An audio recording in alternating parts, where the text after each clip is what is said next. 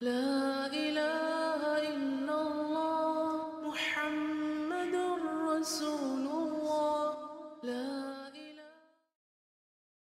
السلام علیکم ورحمۃ اللہ وبرکاتہ.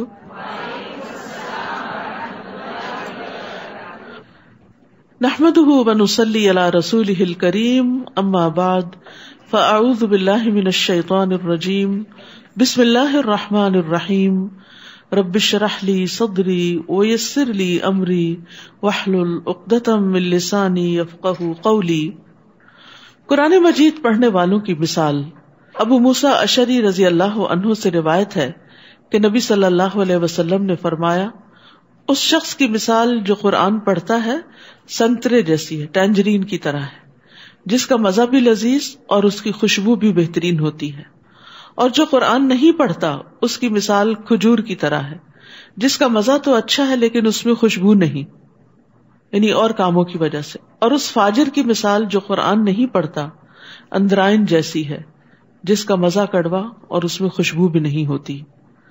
تو یاد رکھیے، بہترین انسان وہ ہے جو قرآن پڑھے اور پڑھائے اور قرآن کے ساتھ اپنی زندگی گزارے، کیونکہ جو قرآن پڑھتا ہے اس کے اخلاق کی بھی خوشبو ہوتی ہے اور اس کے اپنے عمل بھی اچھے ہوتے ہیں. وہ اپنے اندر بھی ایک اچھا انسان ہوتا ہے اور دوسروں کے ساتھ بھی اس کا معاملہ اچھا ہوتا ہے. لیکن جو قرآن نہیں پڑھتا تو وہ نیک اعمال کرنے کی وجہ سے میٹھا تو ہوتا ہے لیکن یہ ہے کہ اس کی خوشبو نہیں ہوتی.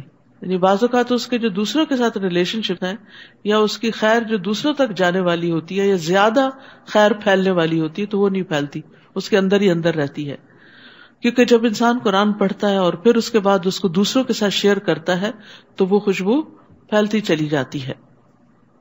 اور وہ فاجر یعنی گناہگار انسان یا منافق انسان جو قرآن نہیں پڑھتا، اس کی مثال اندرائن ایک پودا ہے اس جیسی ہے جس کا مزہ کڑوا اور اس میں خوشبو بھی نہیں.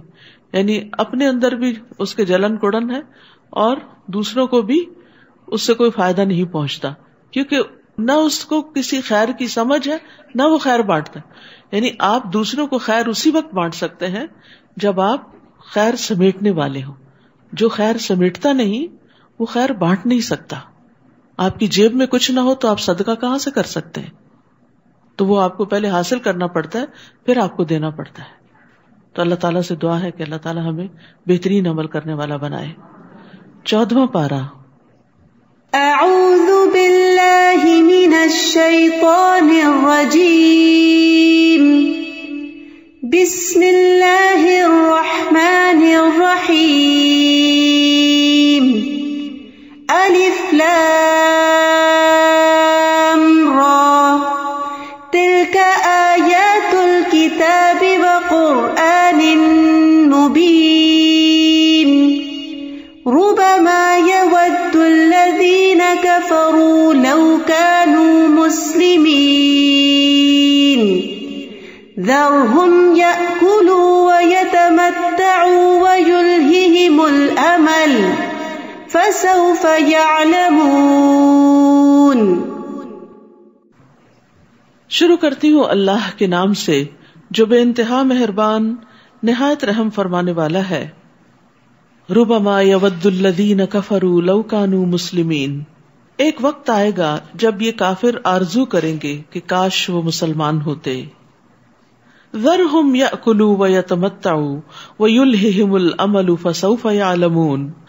آپ انہیں ان کے حال پہ چھوڑ دیجئے کہ کچھ کھا لیں، مزے اڑا لیں اور لمبی چوڑی امیدیں انہیں غافل کیے رکھیں، پھر جلد ہی انہیں سب کچھ معلوم ہو جائے گا. وہ کون سا وقت ہوگا جب یہ آرزو کریں گے؟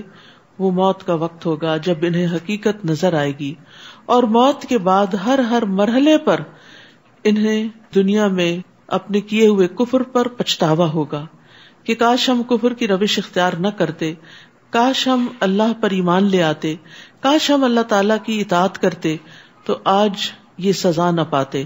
اس وقت جب خاص طور پر وہ مسلمانوں کو اچھے انجام تک پہنچتے دیکھیں گے تو ان کا پچھتاوا اور بڑھ جائے گا.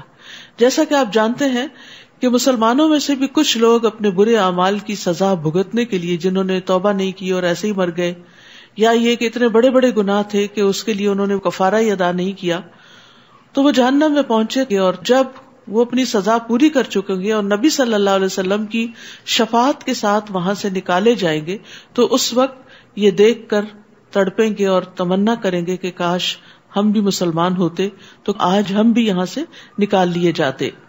لیکن دنیا میں جب انسان غفلت میں پڑا ہوا ہوتا ہے تو اس وقت اس کو آخرت بھولی ہوئی ہوتی ہے اور وہ وہاں کی تیاری نہیں کرتا. تو یہاں اسی لیے کہا گیا کہ آپ انہیں ان کے حال پہ چھوڑ دیجیے. یعنی پہلی آیت میں ایک طرح سے ان کو وارن کیا گیا کہ ایک وقت آئے گا کہ تم ایسا کرو گے، تو ابھی سے تم سنبھل جاؤ. اور اس کے لیے یہ بھی وارننگ کا یہ ایک طریقہ ہے، ڈانٹ کا ایک طریقہ ہے، ایک تنبیہ ہے، ایک دھمکی ہے. اور یہاں ابتدا میں بھی ذرہم یاکلوا ویتمتعوا، اور آخر میں بھی فسوف یعلمون، انہیں جلدی پتہ چل جائے گا، یہ پچھتائیں گے. تو بعض علماء کہتے ہیں کہ ذرہم ایک دھمکی ہے اور فسوف یعلمون دوسری دھمکی ہے. تو دو دھمکیوں میں انسان کیسے خوشگوار زندگی بسر کر سکتا ہے.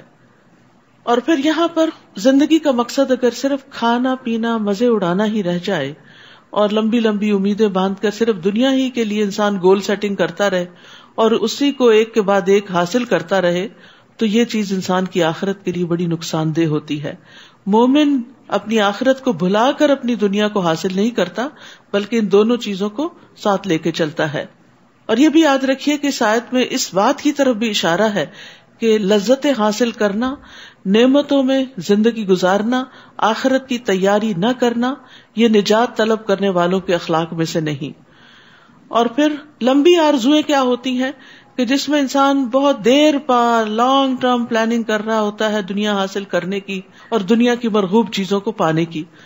تو دنیا کی ہرس اور دنیا کی طرف انسان کا جھکاؤ جو ہے وہ اس کی آخرت کو نقصان دے دیتا ہے.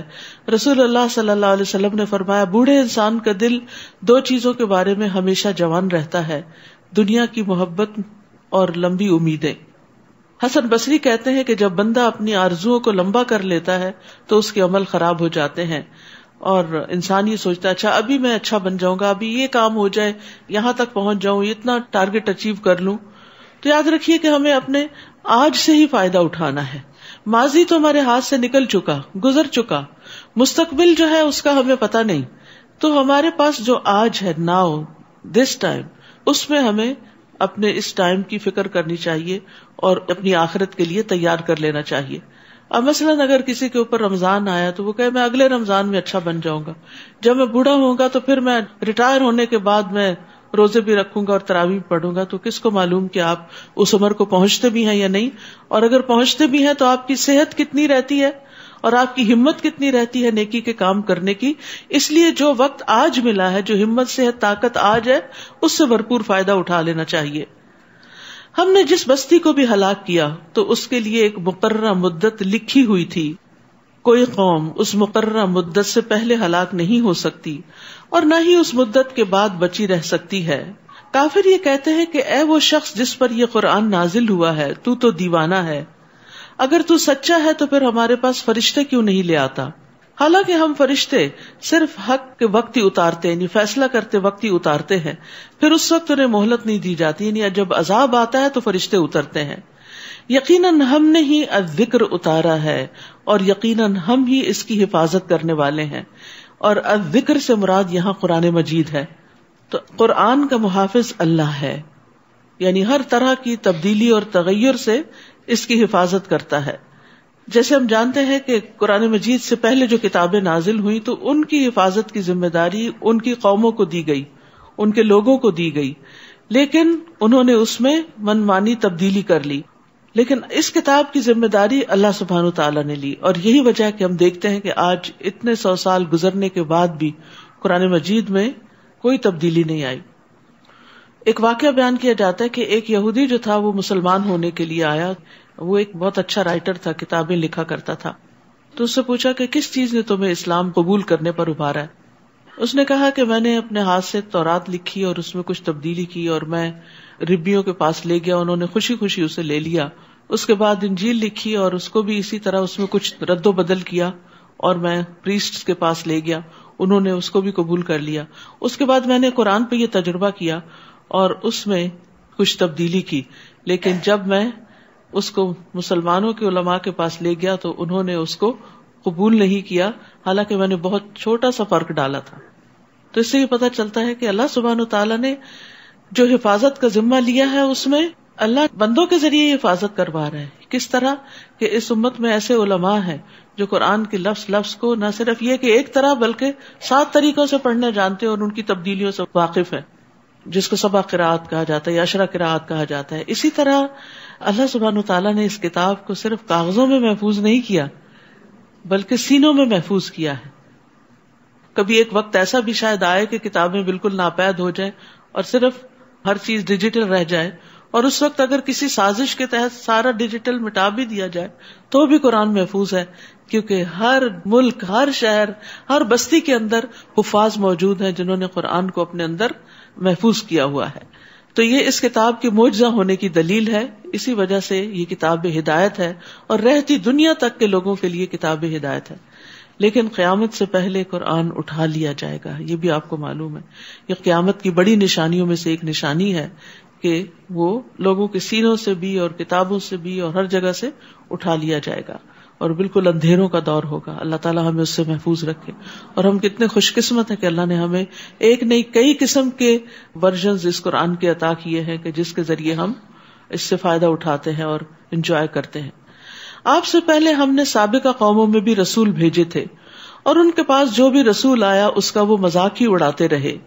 ہم مجرموں کے دلوں میں ایسی ہی باتیں داخل کر دیتے ہیں کہ وہ اس پر ایمان نہیں لاتے. پہلی قوموں کی بھی یہی روش چلی آ رہی ہے. اور اگر ہم ان پر آسمان کا کوئی دروازہ بھی کھول دیتے جس میں وہ چڑھنے لگ جاتے تو بھی وہ یہی کہتے کہ ہماری نظر بندی کر دی گئی ہے، بلکہ ہم لوگوں پر جادو کر دیا گیا ہے. جادو بھی ایک طرح سے کہتے ہیں نظر بندی ہوتی ہے، وہ چیز تو نہیں بدلتی لیکن نگاہوں میں کچھ تبدیلی آ جاتی، دیکھنے کا انداز بدل جاتا ہے. بلا شبہ ہم نے آسمان میں برج بنائے اور دیکھنے والوں کے لیے انہیں سجا دیا. مراد ہے وہ ستارے جو ظاہر ہوتے. عربی زبان میں برج یا بروج کا لفظ ہوتا ہے نا، وہ ظاہر ہونے کے لیے، نمایاں ہونے کے لیے. اسی لیے قرآن مجید میں آتا ولا تبرجن تبرج الجاہلیت الاولی، کہ مسلمان عورتیں پرانی جاہلیت کی طرح اپنی زینت کو نمایاں نہ کریں، ظاہر نہ کریں. تو یہ بروج وہ ہیں کہ جو روشن ستارے ہیں جو ہمیں نظر آتے ہیں. تو ہم نے یہ دیکھنے والوں کے لیے انہیں سجا دیا ہے اور ہر شیطان مردود سے اسے محفوظ کر دیا. ہاں اگر شیطان چوری چھپے سننا چاہے تو ایک چمکتا ہوا شعلہ اس کے پیچھے لگ جاتا ہے. اللہ سبحانہ وتعالیٰ جو فرشتوں کو احکامات دیتے ہیں تو اس وقت فرشتوں کے اوپر ایک بے ہوشی کسی کیفیت طاری ہو جاتی ہے اور انہیں ایک خاص قسم کی آواز سنائی دیتی ہے. پھر جب وہ ہوش میں آتے ہیں تو مقرب فرشتوں سے پوچھتے ہیں کہ ہمارے رب نے کیا نازل کیا، ہمارے لیے کیا حکم ہے، اور پھر وہ ایک کے بعد ایک کو وہ حکم آگے دیتے چلے جاتے ہیں. اتنے میں شیاطین بھی وہاں گھسنے کی کوشش کرتے ہیں اور وہ جو احکامات الہی، یعنی دنیا میں کس کو موت آنی ہے، کہاں زلزلہ آنا ہے، کہاں بارش برسانی وغیرہ وغیرہ، اس طرح کی جو خبریں آگے ٹرانسمٹ کی جا رہی ہوتی ہیں اس میں سے کچھ نہ کچھ سننے کی، چوری کرنے کی کوشش کرتے ہیں تاکہ آ کے کاہنوں کو وقت سے پہلے بتا دیں اور کاہن اس میں 100 جھوٹ ملا کے لوگوں کو بتائیں اور اس طرح وہ غیب دانی کا دعویٰ کریں. تو یہاں فرمایا گیا کہ بہت دفعہ ایسا ہوتا ہے کہ شہاب ثاقبین، یہی ستارے ٹوٹ گرتے ہیں شیاطین کے اوپر، ان کو جلا کے رکھ دیتے ہیں. اور زمین کو ہم نے پھیلا دیا اور اسی میں سلسلہ ہے کو جما دیے، ماؤنٹین رینجز ہیں، اور اس میں سے ہر مناسب چیز کو ہم نے اگایا. اور اسی زمین میں ہم نے تمہارے لیے بھی سامان معیشت بنا دیا اور ان کے لیے بھی جن کے تم رازق نہیں ہو. یعنی زمین صرف تمہارے رزق کا سامان نہیں کرتی بلکہ اس میں ساری مخلوق کا. یعنی بعض اوقات انسان حیران ہوتا ہے نا کہ اتنی ورائٹی ہے مخلوق کے اندر. انسانوں کے علاوہ جو حیوانات ہیں، چرند پرند ہیں، چیونٹیاں ہیں، مچھلیاں ہیں، اور ہر ایک کی ضرورت فرق ہے. تو اللہ سبحانہ وتعالیٰ نے ان سب کا بھی بندوبست کر رکھا ہے. وَإِن مِّن شَيْءٍ إِلَّا عِندَنَا خَزَائِنُهُ وَمَا نُنَزِّلُهُ إِلَّا بِقَدَرٍ مَّعْلُومٍ. کوئی بھی ایسی چیز نہیں جس کے خزانے ہمارے پاس نہ ہوں اور اسے ہم ایک جانی پہچانی مقدار کے مطابق ہی نازل کرتے ہیں. یعنی ہر چیز کے خزانے ہمارے پاس، کمی کسی چیز کی نہیں، لیکن ہم اپنی تدبیر کے مطابق پلاننگ کے ساتھ نازل کرتے ہیں کہ کس جگہ کتنی بارش اترنی ہے، کس جگہ کتنا غلہ اگایا جائے گا، کہاں کتنا شہد پروڈیوس کیا جائے گا. اصل پلاننگ اللہ سبحانہ تعالیٰ ہی کی ہے. اور پھر یہ آیت جو ہے نا یہ انسان کا بڑا حوصلہ بڑھاتی ہے. انسان بعض اوقات اللہ تعالیٰ سے دعا کرتے ہوئے اور لمبے عرصے تک دعا کرتے ہوئے جب دعا قبول نہیں ہوتی تو مایوس بھی ہونے لگتا ہے اور پریشان ہوتا ہے اور یہ سوچتا ہے کہ شاید میری کبھی سنی نہیں جائے گی, یا نعوذ باللہ شیطان دل میں یہ بھی ڈالتا ہے کہ شاید اللہ تعالیٰ کے پاس ہے نہیں, نعوذ باللہ. فرمایا نہیں, کوئی چیز ایسی نہیں جس کے خزانے نہ ہو. تو پھر جب اللہ تعالیٰ خزانوں کا مالک ہے پھر ہمیں کیا کرنا چاہیے؟ مانگنا چاہیے کہ اللہ تیرے پاس تو خزانے ہیں, ان میں سے تھوڑا سا بھی تو ہمیں عطا کرے گا تو تیرے خزانوں میں پھر بھی کمی نہیں ہوگی. لیکن اللہ سبحانہ وتعالیٰ ہر ایک کے کہنے پہ وہ سب کچھ اتار کیوں نہیں دیتا؟ کیونکہ اگر ہر ایک کی ہر بات مان لی جائے تو زمین فساد سے بھر جائے, لوگوں کے پاس اتنے ریسورسز آ جائیں کہ وہ بگڑ کے رہ جائیں. اور ابھی آپ دیکھیں کہ جن ممالک میں جن لوگوں کے پاس زیادہ ریسورسز ہیں وہ بعض اوقات ان کو کس طرح ابیوز کریں, کس طرح مس یوز کر رہے ہیں, کس طرح ریسورسز کو ضائع کر رہے ہیں. تو اللہ سبحانہ وتعالیٰ پھر ایک حد تک ہی دیتا ہے. نیز ہم نے پانی سے لدی ہوئی ہوائیں بھیجی, پھر آسمان سے پانی برسا کر ہم نے اسے تمہیں سیراب کیا, اس پانی کا ذخیرہ رکھنے والے ہم ہی ہیں, تم نہیں ہو. یعنی یہ اللہ ہی کا کام ہے. اگر تمہارے ذمہ ہوتا یہ واٹر سپلائی کی پلاننگ تو تم فیل ہو جاتے. اور بلا شبہ ہم ہی زندہ کرتے اور مارتے ہیں, اور ہم ہی ہر چیز کے وارث ہیں. اور ہمیں یقیناً ان لوگوں کا بھی علم ہے جو تم سے آگے نکل گئے اور جو پیچھے رہنے والے ہیں, چاہے نیکی میں آگے نکلنے والے, چاہے گناہوں میں آگے نکلنے والے, اور نیکی میں پیچھے رہنے والے, اور یا پھر وقت کے اعتبار سے جو آگے قومیں گزر گئیں اور جو بعد میں آنے والی ہیں. اللہ سبحانہ تعالیٰ ان سب کو جانتا ہے, آپ کا رب بھی ان سب کو جمع کرے گا. بلا شبہ وہ حکمت والا اور سب کچھ جاننے والا ہے. ہم نے انسان کو گلے سڑے گارے سے خشک شدہ ٹن سے بجنے والی مٹی سے پیدا کیا, یعنی بجنے والی مٹی سے بنایا. انسان کی تخلیق میں تراب کا لفظ بھی آتا ہے, پھر حمن مسنون کا لفظ بھی آتا ہے, سلسال کا بھی آتا ہے, اور کل فخار کا بھی آتا ہے. تو یہ تخلیق کی مختلف سٹیجز ہیں جن کو قرآن نے ذکر کیا ہے. اور جنوں کو اس سے پہلے ہم آگ کی لپٹ سے پیدا کر چکے تھے, یعنی جن انسانوں سے پہلے تخلیق کیے گئے. اسی لیے ابلیس کو بھی کہا گیا تھا کہ وہ سجدہ کرے.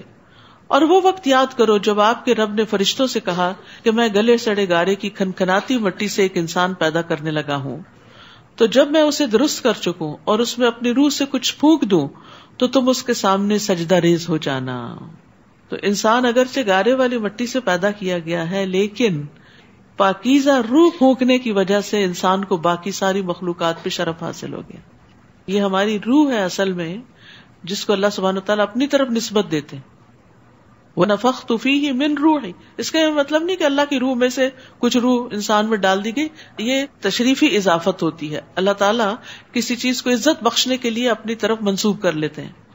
جیسے بیت اللہ, تو اللہ تعالیٰ اس کے اندر رہتے تھوڑی ہے, تو اس کو عزت بخشنے کے لیے اس کو بیت اللہ کہا گیا. ناقۃ اللہ, اللہ کی اونٹنی.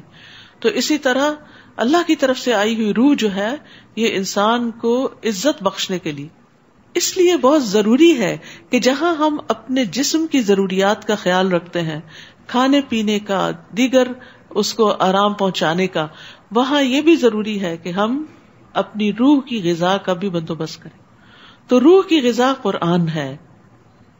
روح اس کے بغیر نہ قرار پکڑتی ہے, نہ سکون پاتی ہے, اور نہ ہی اس کو آپٹیمائز کیا جا سکتا ہے کہ اس سے بھرپور فائدہ اٹھایا جائے.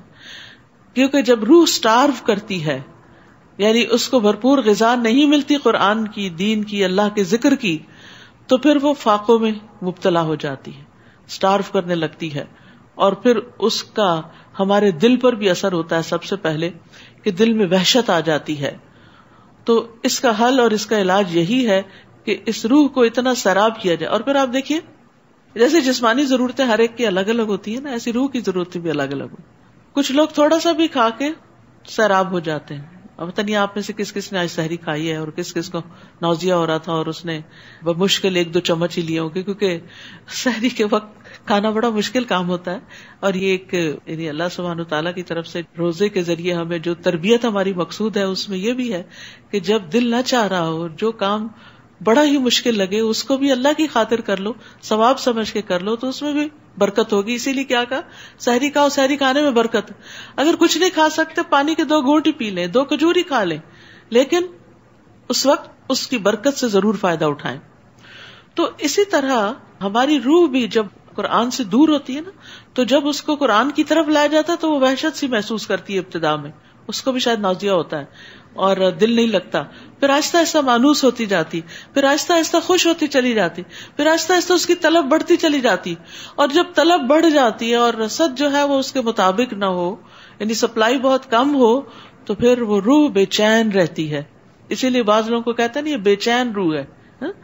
تو یہ بے چین روح جو ہوتی ہے اس کی نیوٹریشن جو ہے وہ پوری نہیں ہوئی بھی ہوتی، تو اس کو اپنی قرآن کی ڈوز مزید بڑھانے کی ضرورت ہوتی. جب کبھی آپ بے چین ہو، آپ قرآن مجید لے کے بیٹھ جائیں، پڑھتے رہیں، آپ دیکھیں گے کہ ایک وقت آئے گا کہ آپ سیراب ہو چکے گے، ایسے ہوگے جیسے آپ تر ہو گئے، اور آپ کی بے چینی ساری دور ہو جائے گی. اس وقت دوستوں کو فون کرنے کی بجائے، میوزک سننے کی بجائے، ادھر ادھر اور کام کرنے کی بجائے سیدھے قرآن کو پکڑیں اور پڑھنا شروع کر دیں. اور اگر آپ کو سمجھ آ رہا ہو تو اور جلدی اس سے فائدہ ہوگا، ورنہ ہر حال میں فائدہ مند ہے قرآن کے ساتھ تعلق قائم کرنا، اور یہ روح کی سیرابی کا ذریعہ ہے، اور اسی سے انسان کی عزت ہے. آپ جسمانی طور پر کتنے بھی فٹ ہو جائیں، لیکن اگر روحانی طور پر فٹ نہیں ہے تو آپ پوری طرح پرفارم بھی نہیں کر سکتے، اور پھر آخرت میں بھی پوری طرح انجوائے نہیں کر سکتے. یعنی انسان کی جو کیفیت دنیا میں ہوگی، جو موت کے وقت ہوگی، جس پر اختتام ہوگا، وہی کیفیت اس کے ساتھ آگے جائے گی، اور وہی کیفیت پھر قبر کے اندر ہوگی، اور وہی کیفیت پھر آخرت میں ہوگی.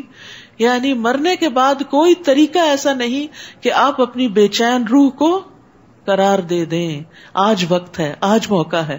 تو رمضان سے بھی بھرپور فائدہ اٹھائیے، اور ویسے بھی صرف رمضان تک کی نہیں، بعد میں بھی اس سے فائدہ اٹھاتے رہیں. تو اسی روح کی وجہ سے اللہ سبحانہ وتعالی نے ملائکہ کو حکم دیا، ملائکہ اور باقی مخلوق کو، کہ وہ انسان کے آگے مسخر ہو جائے، سجدہ کرے، آگے جھک جائے. فسجد الملائکۃ کلھم اجمعون، چنانچہ سب کے سب فرشتوں نے آدم کو سجدہ کیا، سوائے ابلیس کے جس نے سجدہ کرنے والوں کا ساتھ دینے سے انکار کر دیا. اللہ تعالیٰ نے فرمایا، ابلیس تجھے کیا ہو گیا کہ تو نے سجدہ کرنے والوں کا ساتھ نہ دیا؟ وہ بولا، مجھے یہ گوارا نہ ہوا کہ میں ایسے انسان کو سجدہ کروں جسے تو نے گلے سڑے گارے کی کھنکھناتی مٹی سے پیدا کیا. روایات میں آتا ہے کہ ابلیس بہت عبادت گزار تھا اور جنات کا سردار تھا، اور اس کی بڑی سنی جاتی تھی، اور بہت لیڈرشپ کوالٹیز تھیں اس میں، اور بہت کچھ یعنی اس کے ٹریٹس بتائے جاتے. باقی چیزوں میں اللہ تعالیٰ کی بات ماننے والا، لیکن جب یہ حکم دیا کہ انسان کے آگے جھکو، آدم کے آگے سجدہ کرو، تو بگڑ بیٹھا. اصل میں یہ اس کا بھی ایک امتحان تھا. اور یاد رکھیے کہ یہ صرف ابلیس کا ہی امتحان نہیں ہوتا. ہم سب بھی بہت اچھے ہوتے ہیں، بڑے نیکی کے کام، نمازیں پڑھ رہے ہیں، تراویح پڑھ رہے ہیں، روزے رکھ رہے ہیں، صدقہ خیرات کر رہے ہیں، اچھے اچھے کام کر رہے ہیں، لیکن کوئی ایک چیز ہماری مرضی کے خلاف ہو جاتی ہے. اس وقت ہمارا رویہ کیا ہوتا ہے؟ اس وقت ہم کتنا بگڑتے ہیں، اس وقت ہم کھل کے سامنے آ جاتے ہیں کہ ہم کون ہیں. یعنی بہت سے لوگ عام حالات میں بڑے اچھے ہوتے ہیں، لیکن جب ان کی انا پہ یا ان کے کبر پہ کوئی زد پڑتی ہے تو وہ بگڑ جاتے ہیں. تو ہم سب کو بھی اس بارے میں بہت محتاط ہونا چاہیے کہ کہیں ایسا نہ ہو کہ ہماری کسی ایسی ویکنس کی وجہ سے قرآن مجید کا کوئی حکم جو ہمیں مشکل لگتا ہو یا ہماری مرضی کے خلاف ہو یا ہماری خواہشات پر پابندی لگاتا ہو، اس کو سن کر ہم بگڑ بیٹھے اور سب کچھ ہی نہ چھوڑ دیں. تو ہر انسان کا امتحان ہوتا ہے. یہ ابلیس کا امتحان اس لیے لیا گیا تھا تاکہ اس کا اصل اندر باہر آ جائے، کیونکہ جس کے دل میں رائی برابر بھی تکبر ہو وہ جنت میں نہیں جا سکتا. یہ حدیث تو سب نے سن رکھی ہے نا. انسان کہتا ہے کہ اتنی چھوٹی سی چیز انسان کو جنت میں داخلے سے محروم کر دے گی. ہاں، جب وہ سزا بھگت لے گا تو نکال بھی لیا جائے گا، لیکن کیوں؟ اس لیے کہ یہ جو تکبر ہے نا، اپنے آپ کو بڑی چیز سمجھنا، یہ انسان کے لیے بہت سی خرابیوں کا باعث. جتنی بھی انسان کے اندر برائیاں جنم لیتی ہیں اس تکبر کی وجہ سے لیتی. تھوڑا ہو تو تھوڑی برائیاں ہوں گی اخلاقی، زیادہ تکبر ہو تو زیادہ بڑی بڑی برائیاں جنم لیں گی.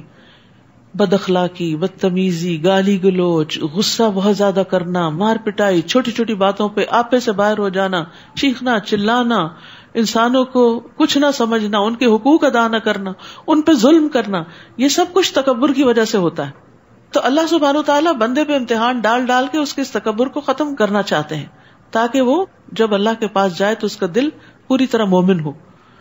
تو ہمیں اپنا جائزہ خود لیتے رہنا چاہیے کہ قرآن کا کون سا حکم ہمارے لیے ایک امتحان ہے اور ہم اس کو ماننا نہیں چاہتے، کیونکہ تکبر کا کیا معنی بتایا جاتا ہے؟ بطر الحق وغمط الناس، حق کا انکار. قرآن کے بعض احکامات کو لے لینا اور بعض کو چھوڑ دینا، یہ بھی اسی میں آتا ہے. اور غمط الناس، جب لوگوں کے ساتھ ڈیلنگ ہو تو پھر ان کو حقیر سمجھ کے ان پہ ظلم زیادتی کرنا، ان کو ان کا ڈیو رائٹ نہ دینا، ان کا حق نہ دینا. تو یہ چیز انسان کے اپنے حق میں بہت نقصان دہ ہے. اللہ تعالیٰ نے فرمایا یہاں سے نکل جا کیونکہ تو مردود ہے اور روز جزا تک تجھ پہ لعنت ہے، اللہ کی رحمت سے دور. وہ کہنے لگا میرے رب پھر مجھے اس دن تک زندہ رہنے کی مہلت دے دے جب لوگ دوبارہ اٹھائے جائیں گے. اللہ تعالیٰ نے فرمایا تجھے مہلت دی جاتی ہے اس دن تک جس کا وقت معلوم ہے. وہ بولا اے میرے رب چونکہ تو نے مجھے آدم کے ذریعے بہکا دیا تو اب میں بھی دنیا میں لوگوں کو ان کے گناہ خوشنما کر کے دکھاؤں گا اور ان سب کو بہکا کر چھوڑوں گا. تو ابلیس ابن آدم کو دنیا میں دنیا کی زینت اور رونق اور دنیا کی محبت میں الجھاتا ہے. کس طرح؟ گناہ کے کام کروا کے اور دنیا میں اتنا مصروف کر کے کہ وہ دین کے لیے کوئی وقت ہی نہ پائیں. الا عبادک منہم المخلصین، اللہ یہ کہ تیرے چند مخلص بندے بچ جائیں تو اور بات ہے. کل بھی بات ہوئی تھی نا، اخلاص کے ذریعے انسان شیطان کی چالوں سے بچ سکتا ہے. اور یہاں بھی اس نے خود کہا یہ تیرے مخلص بندے جو ہے نا یہ میرے ہاتھ نہیں آئیں گے، اخلاص والے نہیں ہاتھ آئیں گے میرے، باقی میں سب کو اپنے روش پہ لگا لوں گا. اللہ تعالیٰ نے فرمایا یہ وہ راستہ ہے جو سیدھا مجھ تک پہنچتا ہے. ایاک نعبد و ایاک نستعین، یہ ہے اخلاص. اہدنا الصراط المستقیم. میرے حقیقی بندوں پر تو تیرا کچھ زور نہ چل سکے گا، تیرا زور صرف ان گمراہوں پر چلے گا جو تیری پیروی کریں گے، جو تیری پیروی کریں گے. اور جہنم ہی وہ جگہ ہے جس کا ایسے سب لوگوں کو وعدہ دیا گیا ہے.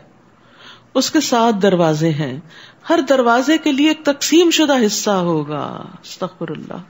یعنی پہلے سے ہی طے شدہ ہے کہ مشرکین کس دروازے سے جائیں گے، منافقین کس دروازے سے جائیں گے، صابی کس دروازے سے جائیں گے، مجوسی کس دروازے سے جائیں گے، یہود کس دروازے سے جائیں گے، نصارہ کس دروازے سے جائیں گے، اور مسلمانوں میں سے جن لوگوں نے غلط کام کیا اور توبہ کیے بغیر مر گئے وہ کس دروازے سے جائیں گے.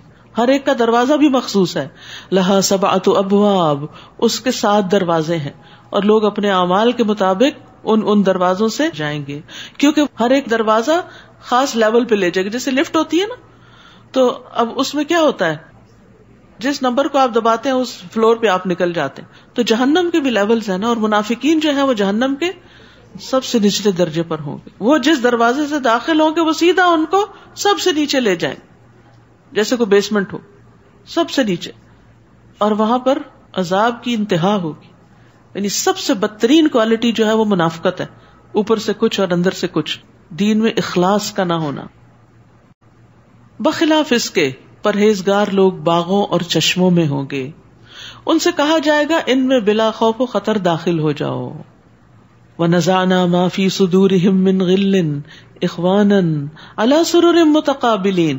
ان کے دلوں میں اگر کچھ قدورت ہوئی بھی تو ہم اسے نکال دیں گے. کوئی بھی شخص دل میں حسد یا بغض بدگمانی لے کے جنت میں نہیں جائے گا، بلکہ وہ جنت میں جانے سے پہلے نکال دیے جائیں گے.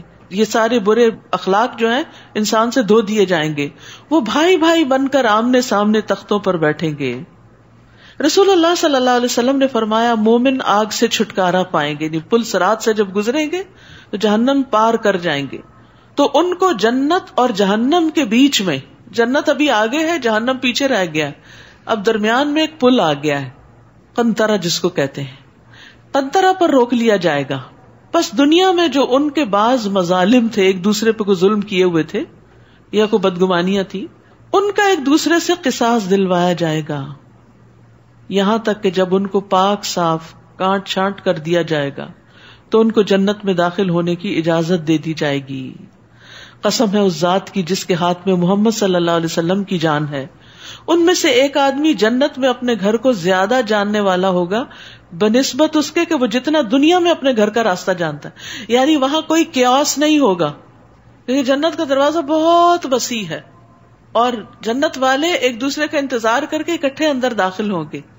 جیسے دنیا میں دل جڑے ہوئے تھے وہاں بھی جڑے ہوئے ہوں گے. obviously کچھ لوگ مقربین ہوں گے، سابقون ہوں گے، وہ تو اسپیشل VIP ہوں گے، نکل جائیں گے، لیکن باقی اکٹھے داخل ہوں گے. تو ان کے دلوں میں آپس میں کوئی رنجشیں نہیں ہوں گی، صاف ستھرے لوگ ہوں گے، ظاہراً بھی صاف ستھرے، باطناً بھی صاف ستھرے. تو عام طور پر ہم جنت اور جہنم کا تذکرہ تو کرتے ہیں، اس پل کا تذکرہ بھول جاتے ہیں. یہ پل جو ہے اس پر آپس کے مظالم اور قصاص، مثلا دنیا میں آپ نے بہت زیادہ نیکیاں کی لیکن ساتھ کچھ لوگوں کے حق بھی مارے ہوئے، آپ بھی جنت میں جا رہے ہیں، وہ بھی جا رہے ہیں. اب یہ کیسے ہو سکتا ہے کہ ان کا حق مار کے آپ جنت میں زیادہ اونچے درجے پہ چلے جائیں؟ اب یہاں آپ کو کیا ہوگا؟ ان کی طرف اپنی نیکیاں دینی ہوگی. اس لیے دنیا میں ہی انسان کو اپنا آپ صاف کروا لینا چاہیے، معافی مانگ لینی چاہیے، کسی پہ ظلم نہیں کرنا چاہیے، تاکہ جب جنت میں داخل ہوں تو اپنے جو بھی نیک اعمال ہیں سب کے ساتھ ہی داخل ہوں، وہ عین آخری مرحلے پہ کوئی اور نہ لے لے، نہ انہیں وہاں کوئی مشقت اٹھانا پڑے گی اور نہ وہ وہاں سے نکالے جائیں گے. بس اب ہمیشہ کے لیے خوشی کا دور شروع ہو گیا. نبئ عبادی انی انا الغفور الرحیم، اے نبی میرے بندوں کو خبر دے دیجئے کہ میں معاف کر دینے والا اور رحم کرنے والا ہوں. یعنی اللہ تعالیٰ اپنے بندوں کو مایوسی سے بچاتا ہے. ابو ہریرہ کہتے ہیں کہ نبی صلی اللہ علیہ وسلم اپنے صحابہ کے گروہ کی طرف نکلے جو ہنس رہے تھے اور باتیں کر رہے تھے. آپ نے فرمایا اس ذات کی قسم جس کے ہاتھ میں میری جان ہے، اگر تم وہ جان لو جو میں جانتا ہوں تو تم ہنستے کم اور روتے زیادہ. پھر آپ صلی اللہ علیہ وسلم چلے گئے تو لوگ رونے لگ گئے. تو اللہ سبحانہ وتعالیٰ نے نبی صلی اللہ علیہ وسلم کی طرف وحی کی کہ اے محمد آپ نے میرے بندوں کو مایوس کیوں کیا ہے؟ تو نبی صلی اللہ علیہ وسلم واپس تشریف لائے اور کہا خوش ہو جاؤ، سیدھے رہو اور قریب ہو جاؤ. ابشروا وسددوا وقاربوا وان عذابی هو العذاب العلیم، اور یہ بھی کہ میرا عذاب بھی دردناک عذاب ہے. وَنَبِّئْهُمْ عَنْ ضَيْفِ ابراہیم، نیز آپ انہیں ابراہیم کے مہمانوں کا حال بتائیے. وہ فرشتوں کا ذکر جو پہلے آپ پڑھ چکے ہیں. جب وہ اس کے ہاں آئے تو ابراہیم کو سلام کہا. ابراہیم نے کہا ہمیں تم سے ڈر لگتا ہے. اب بیچ کی تفصیلات یہاں حذف کر دی گئی ہیں کیونکہ اس صورت کی مناسبت سے دیگر باتیں ہائی لائٹ کی جائیں گی.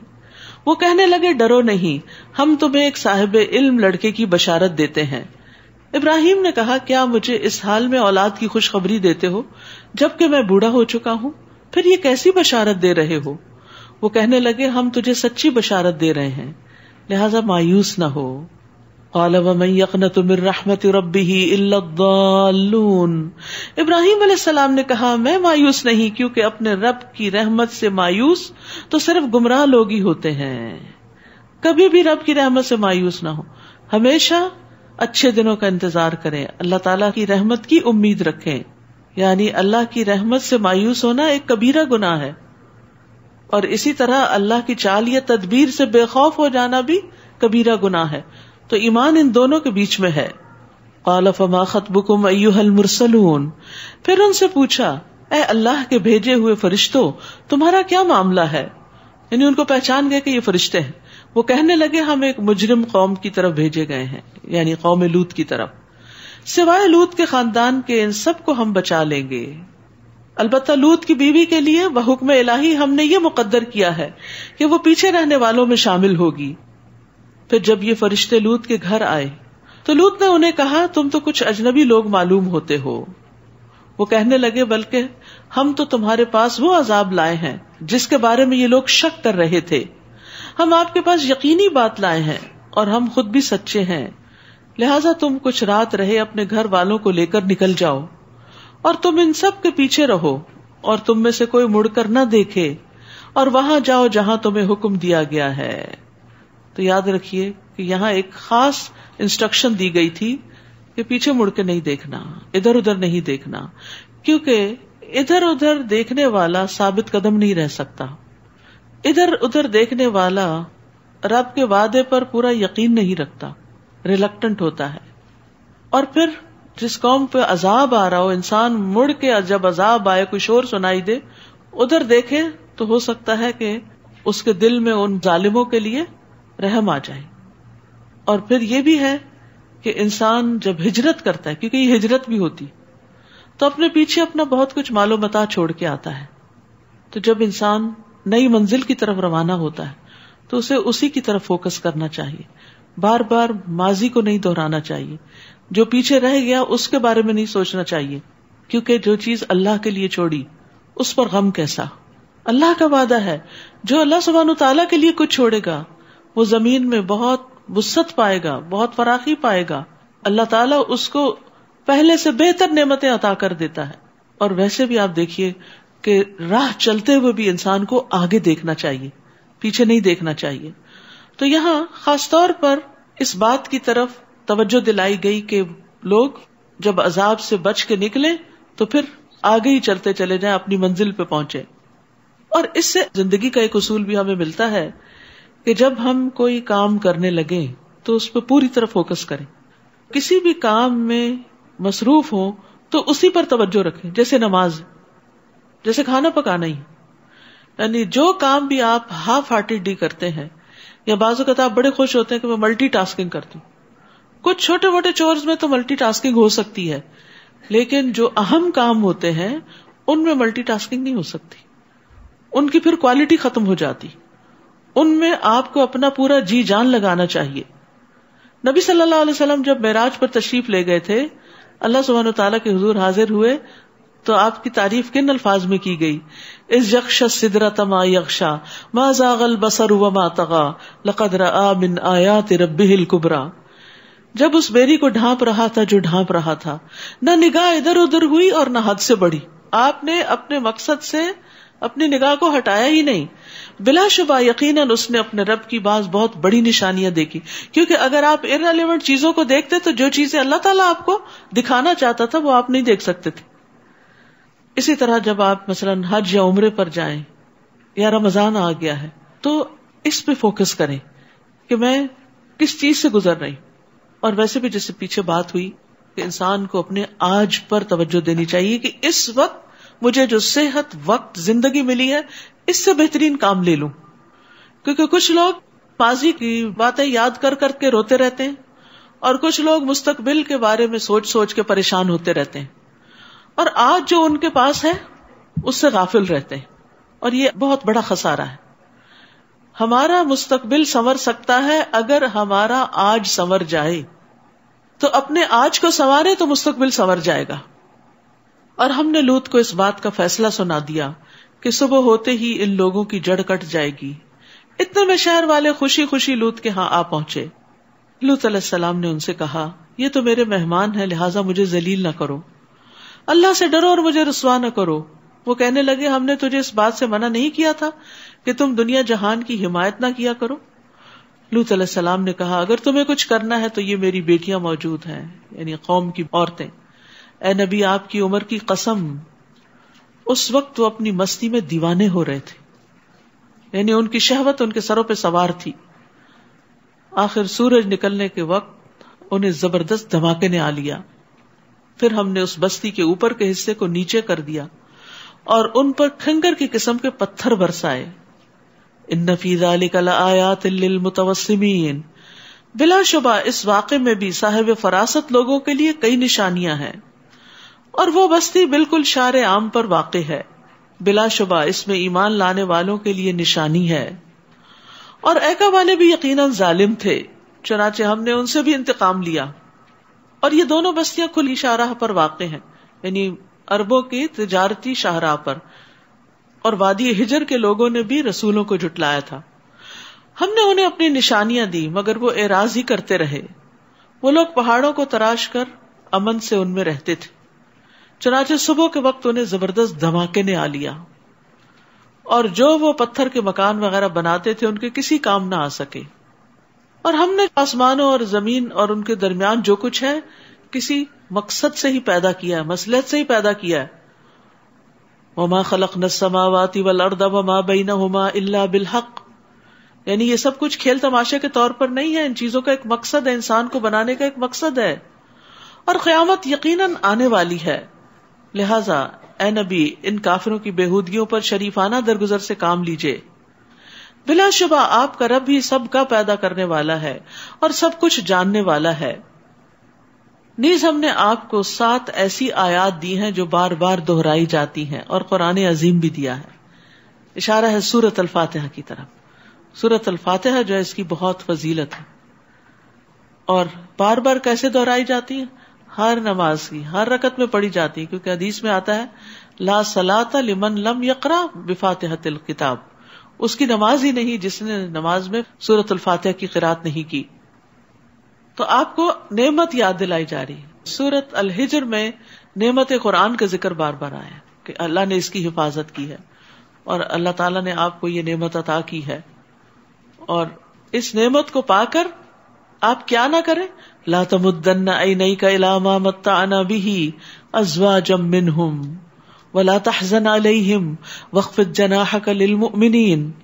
لہذا ہم نے مختلف قسم کے لوگوں کو جو دنیا کی زندگی کا سامان دے رکھا ہے، آپ اس کی طرف نظر اٹھا کے بھی نہ دیکھیں، اس سے قطعاً متاثر نہ ہوں اور نہ ہی ان کے لیے غمزدہ ہوں، اور ایمان لانے والوں سے تواضع سے پیش آئیں. تو یاد رکھیے دنیاوی چیزوں سے بہتر ہے اس قرآن کا ملنا. ہوا خیر مما یجمعون. اور نبی صلی اللہ علیہ وسلم کو یہاں پر خاص تلقین کی جا رہی ہے کہ آپ ان لوگوں پہ حیران نہ ہو جنہیں بہت دنیا مل گئی ہے اور وہ اس دنیا کے ملنے کی وجہ سے کفر اور نفاق پر اڑے ہوئے ہیں. کیونکہ تمام پیغمبروں کے ساتھ یہی ہوا ہے کہ قوم کے جو زیادہ امیر لوگ تھے یا جن کو دنیاوی نعمتیں زیادہ ملی تھی، ان میں سے بہت کم ان پر ایمان لائے. وہ یہ سمجھتے تھے کہ اللہ ہم سے راضی ہے، آج بھی دیا، آخرت میں بھی مل جائے گا اگر کوئی آخرت ہوئی. تو اس لیے پیغمبر کی باتوں کی وجہ سے اپنی دنیا کو قربان کرنے کی ضرورت نہیں. دنیا میں جو کچھ ہے آخرت کے مقابلے میں اس کی کوئی حیثیت نہیں. برا رضی اللہ عنہ کہتے ہیں کہ نبی صلی اللہ علیہ وسلم کو ریشم کا ایک کپڑا ہدیے میں پیش کیا گیا تو ہم اسے چھونے لگے، ٹچ کر کر کے دیکھ رہے تھے اس کی نرمی اور ملائمت پر، حیرت زدہ ہو گئے. تو آپ نے فرمایا تمہیں اس پہ حیرت ہے؟ ہم نے عرض کیا جی ہاں. آپ نے فرمایا جنت میں سعد بن معاذ کے رومال اس سے بھی بہتر ہے. یعنی وہ جب صحابہ کے اندر ذرا دنیا کی محبت آنے لگی تو آپ نے فوراً ان کو آخرت کی طرف متوجہ کر دیا. تو حقیقت یہ ہے کہ انسان جو کچھ بھی کرے، چاہے دنیا کا بھی کام کر رہا ہو، تو اپنی آخرت کو ضرور یاد رکھے تاکہ اس میں کوئی غلط کام نہ ہو. مثلا کوئی کام ہے، جاب ہے، کاروبار ہے، اور جو اس سے حاصل ہو اس سے صرف دنیا کا مال نہ خریدے بلکہ اس سے صدقہ بھی کرے اور اپنی آخرت بھی بنائے. ابو ہریرہ رضی اللہ عنہ سے روایت ہے کہ وہ پودا لگا رہے تھے، گارڈننگ کر رہے تھے. رسول اللہ صلی اللہ علیہ وسلم ان کے پاس سے گزرے. فرمایا اے ابو ہریرہ کیا لگا رہے ہو؟ میں نے کہا اپنے لیے پودے لگا رہا ہوں، آج کل اسپرنگ ہے نا تو ہر کوئی پھول لگا رہا ہے. آپ نے فرمایا کیا میں تمہیں اس سے بہتر پودے نہ بتاؤں؟ ابو ہریرہ نے عرض کیا جی ہاں اللہ کے رسول. آپ نے فرمایا کہو سبحان اللہ والحمد للہ ولا الہ الا اللہ واللہ اکبر. ان میں سے ہر کلمے کے عوض جنت میں تمہارے لیے ایک ایک درخت لگایا جائے گا.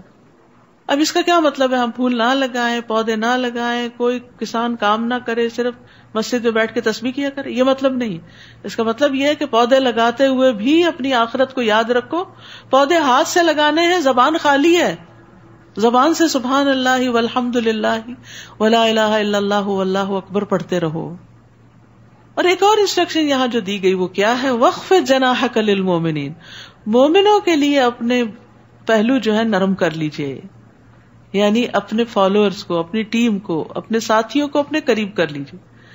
کبھی آپ نے دیکھا ہوگا مرغی جو اپنے چند چکس کو لے کے چل رہی ہوتی، بڑا ہی پیارا منظر ہوتا ہے جس میں وہ ان کو سکھا رہی ہوتی کہ دانا دن کا کیسے چگنا ہے. تو اتنے میں کوئی جہاز گزرتا ہے یا کوئی چیل اس کو دکھائی دیتی ہے تو وہ اپنے پر کیسے کرتی، پھیلا لیتی اور سارے بچوں کو نیچے لے آتی. یعنی ان کو ایک احساس تحفظ دیتی. لیڈر کی یہ کوالٹی ہونی چاہیے کہ وہ اپنی ٹیم کو کانفیڈینس دے، احساس تحفظ دے، ان کو اعتماد دے کہ کچھ فرق نہیں پڑتا، فکر نہ کرو، سب ٹھیک ہو جائے گا.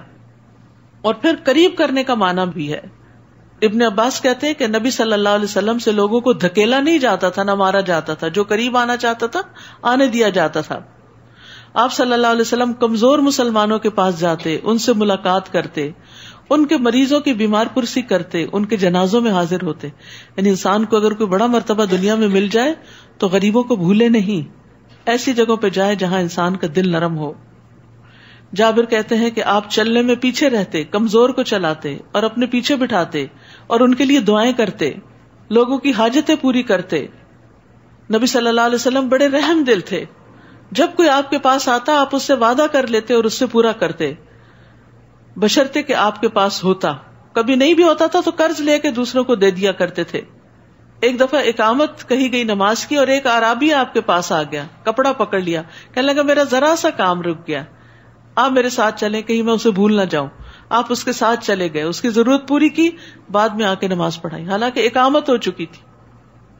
اسی طرح ایک عورت تھی جس کے عقل میں کچھ فطور تھا، تو وہ آپ کو کہنے لگی کہ میرا ایک کام ہے. آپ نے فرمایا تم جس گلی میں چاہو بیٹھ جاؤ، میں تمہارا کام کر دوں گا. تو اس عورت نے راستے میں آپ سے بات کی اور اپنا کام بتایا اور جو بھی اس کا کام تھا آپ نے کر دیا. تو یہ ہم میں سے ہر ایک کے اندر صفت ہونی چاہیے. ماں ہے تو اس کے بچے ہیں، کوئی لیڈر ہے تو اس کے فالوورز ہیں، ٹیچر ہے تو اس کے اسٹوڈنٹس ہیں. تو اسلام میں ایسا بڑا چھوٹا نہیں ہے کہ کچھ لوگ وی آئی پیز ہیں اور وہ اپروچیبل ہی نہ ہو، یہ نہیں ہونا چاہیے.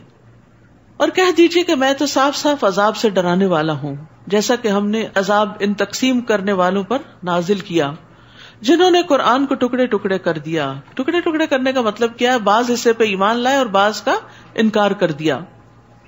سو آپ کے رب کی قسم ہم ان سے ضرور ان اعمال کی باز پرس کریں گے جو وہ کرتے رہے. لہذا جو آپ کو حکم دیا جاتا ہے وہ کھل کے سنا دیجئے اور شرک کرنے والوں کی پرواہ نہ کیجئے. ان ٹھٹھا کرنے والوں کو ہم کافی ہیں جو اللہ کے ساتھ دوسرے الہ بھی قرار دیتے ہیں. ان قریب انہیں سب کچھ معلوم ہو جائے گا. ہم جانتے ہیں جو کچھ یہ لوگ کہتے ہیں، اس سے آپ کا دل گھٹتا ہے، یعنی لوگوں کی باتوں پر آپ کا دل تنگ ہوتا ہے. لہٰذا آپ اپنے رب کی حمد کے ساتھ تسبیح کیجیے اور سجدہ کیجیے. تو یہاں دل کی گھٹن کا ایک اور علاج بتایا گیا، وہ ہے نماز اور تسبیح. یعنی سبب کوئی بھی ہو، چاہے لوگوں کی باتیں ہوں یا مستقبل کا کوئی خوف ہو یا ماضی کا کوئی غم ہو، جب غم شدت پکڑے تو قرآن مجید کی تلاوت کے علاوہ تسبیح کی کثرت اور نماز کی کثرت فائدہ دیتی ہے. رسول اللہ صلی اللہ علیہ وسلم نے فرمایا، جو رات سے خوف کھائے کہ وہ اسے پریشان کرے گی، یا مال خرچ کرنے سے بخل کرے، یا دشمن سے مقابلے سے ڈرے، تو چاہیے کہ وہ اس قول کی کثرت کر دے، سبحان اللہ و بحمدہ، کثرت سے پڑھے، کیونکہ یہ اللہ کے نزدیک سونے کا پہاڑ اللہ کے راستے میں خرچ کرنے سے زیادہ محبوب ہے. یعنی آپ سونے کا پہاڑ صدقہ کریں تو اتنا اجر نہیں ملے گا جتنا تسبیح کی کثرت سے ملے گا. وَاعْبُدْ رَبَّكَ حَتَّى يَأْتِيَكَ الْيَقِينُ، اور اپنے رب کی عبادت کیجیے حتیٰ کہ آپ کے پاس یقینی بات یعنی موت آ جائے. حقیقت یہ ہے کہ موت سب سے بڑا یقین ہے. عمر بن عبدالعزیز کہتے ہیں، میں نے موت کے یقین سے بڑھ کر کوئی ایسا یقین نہیں دیکھا جو شک کے زیادہ مشابہ ہو، کیونکہ لوگ موت کا یقین رکھتے ہیں پھر بھی اس کی تیاری نہیں کرتے، گویا وہ موت کے بارے میں شک کرتے ہیں. سورۃ النحل. بسم اللہ الرحمن الرحیم. أتى أمر الله فلا تستعجلوه سبحانه وتعالى عما يشركون. ينزل الملائكة بالروح من أمره على من يشاء من عباده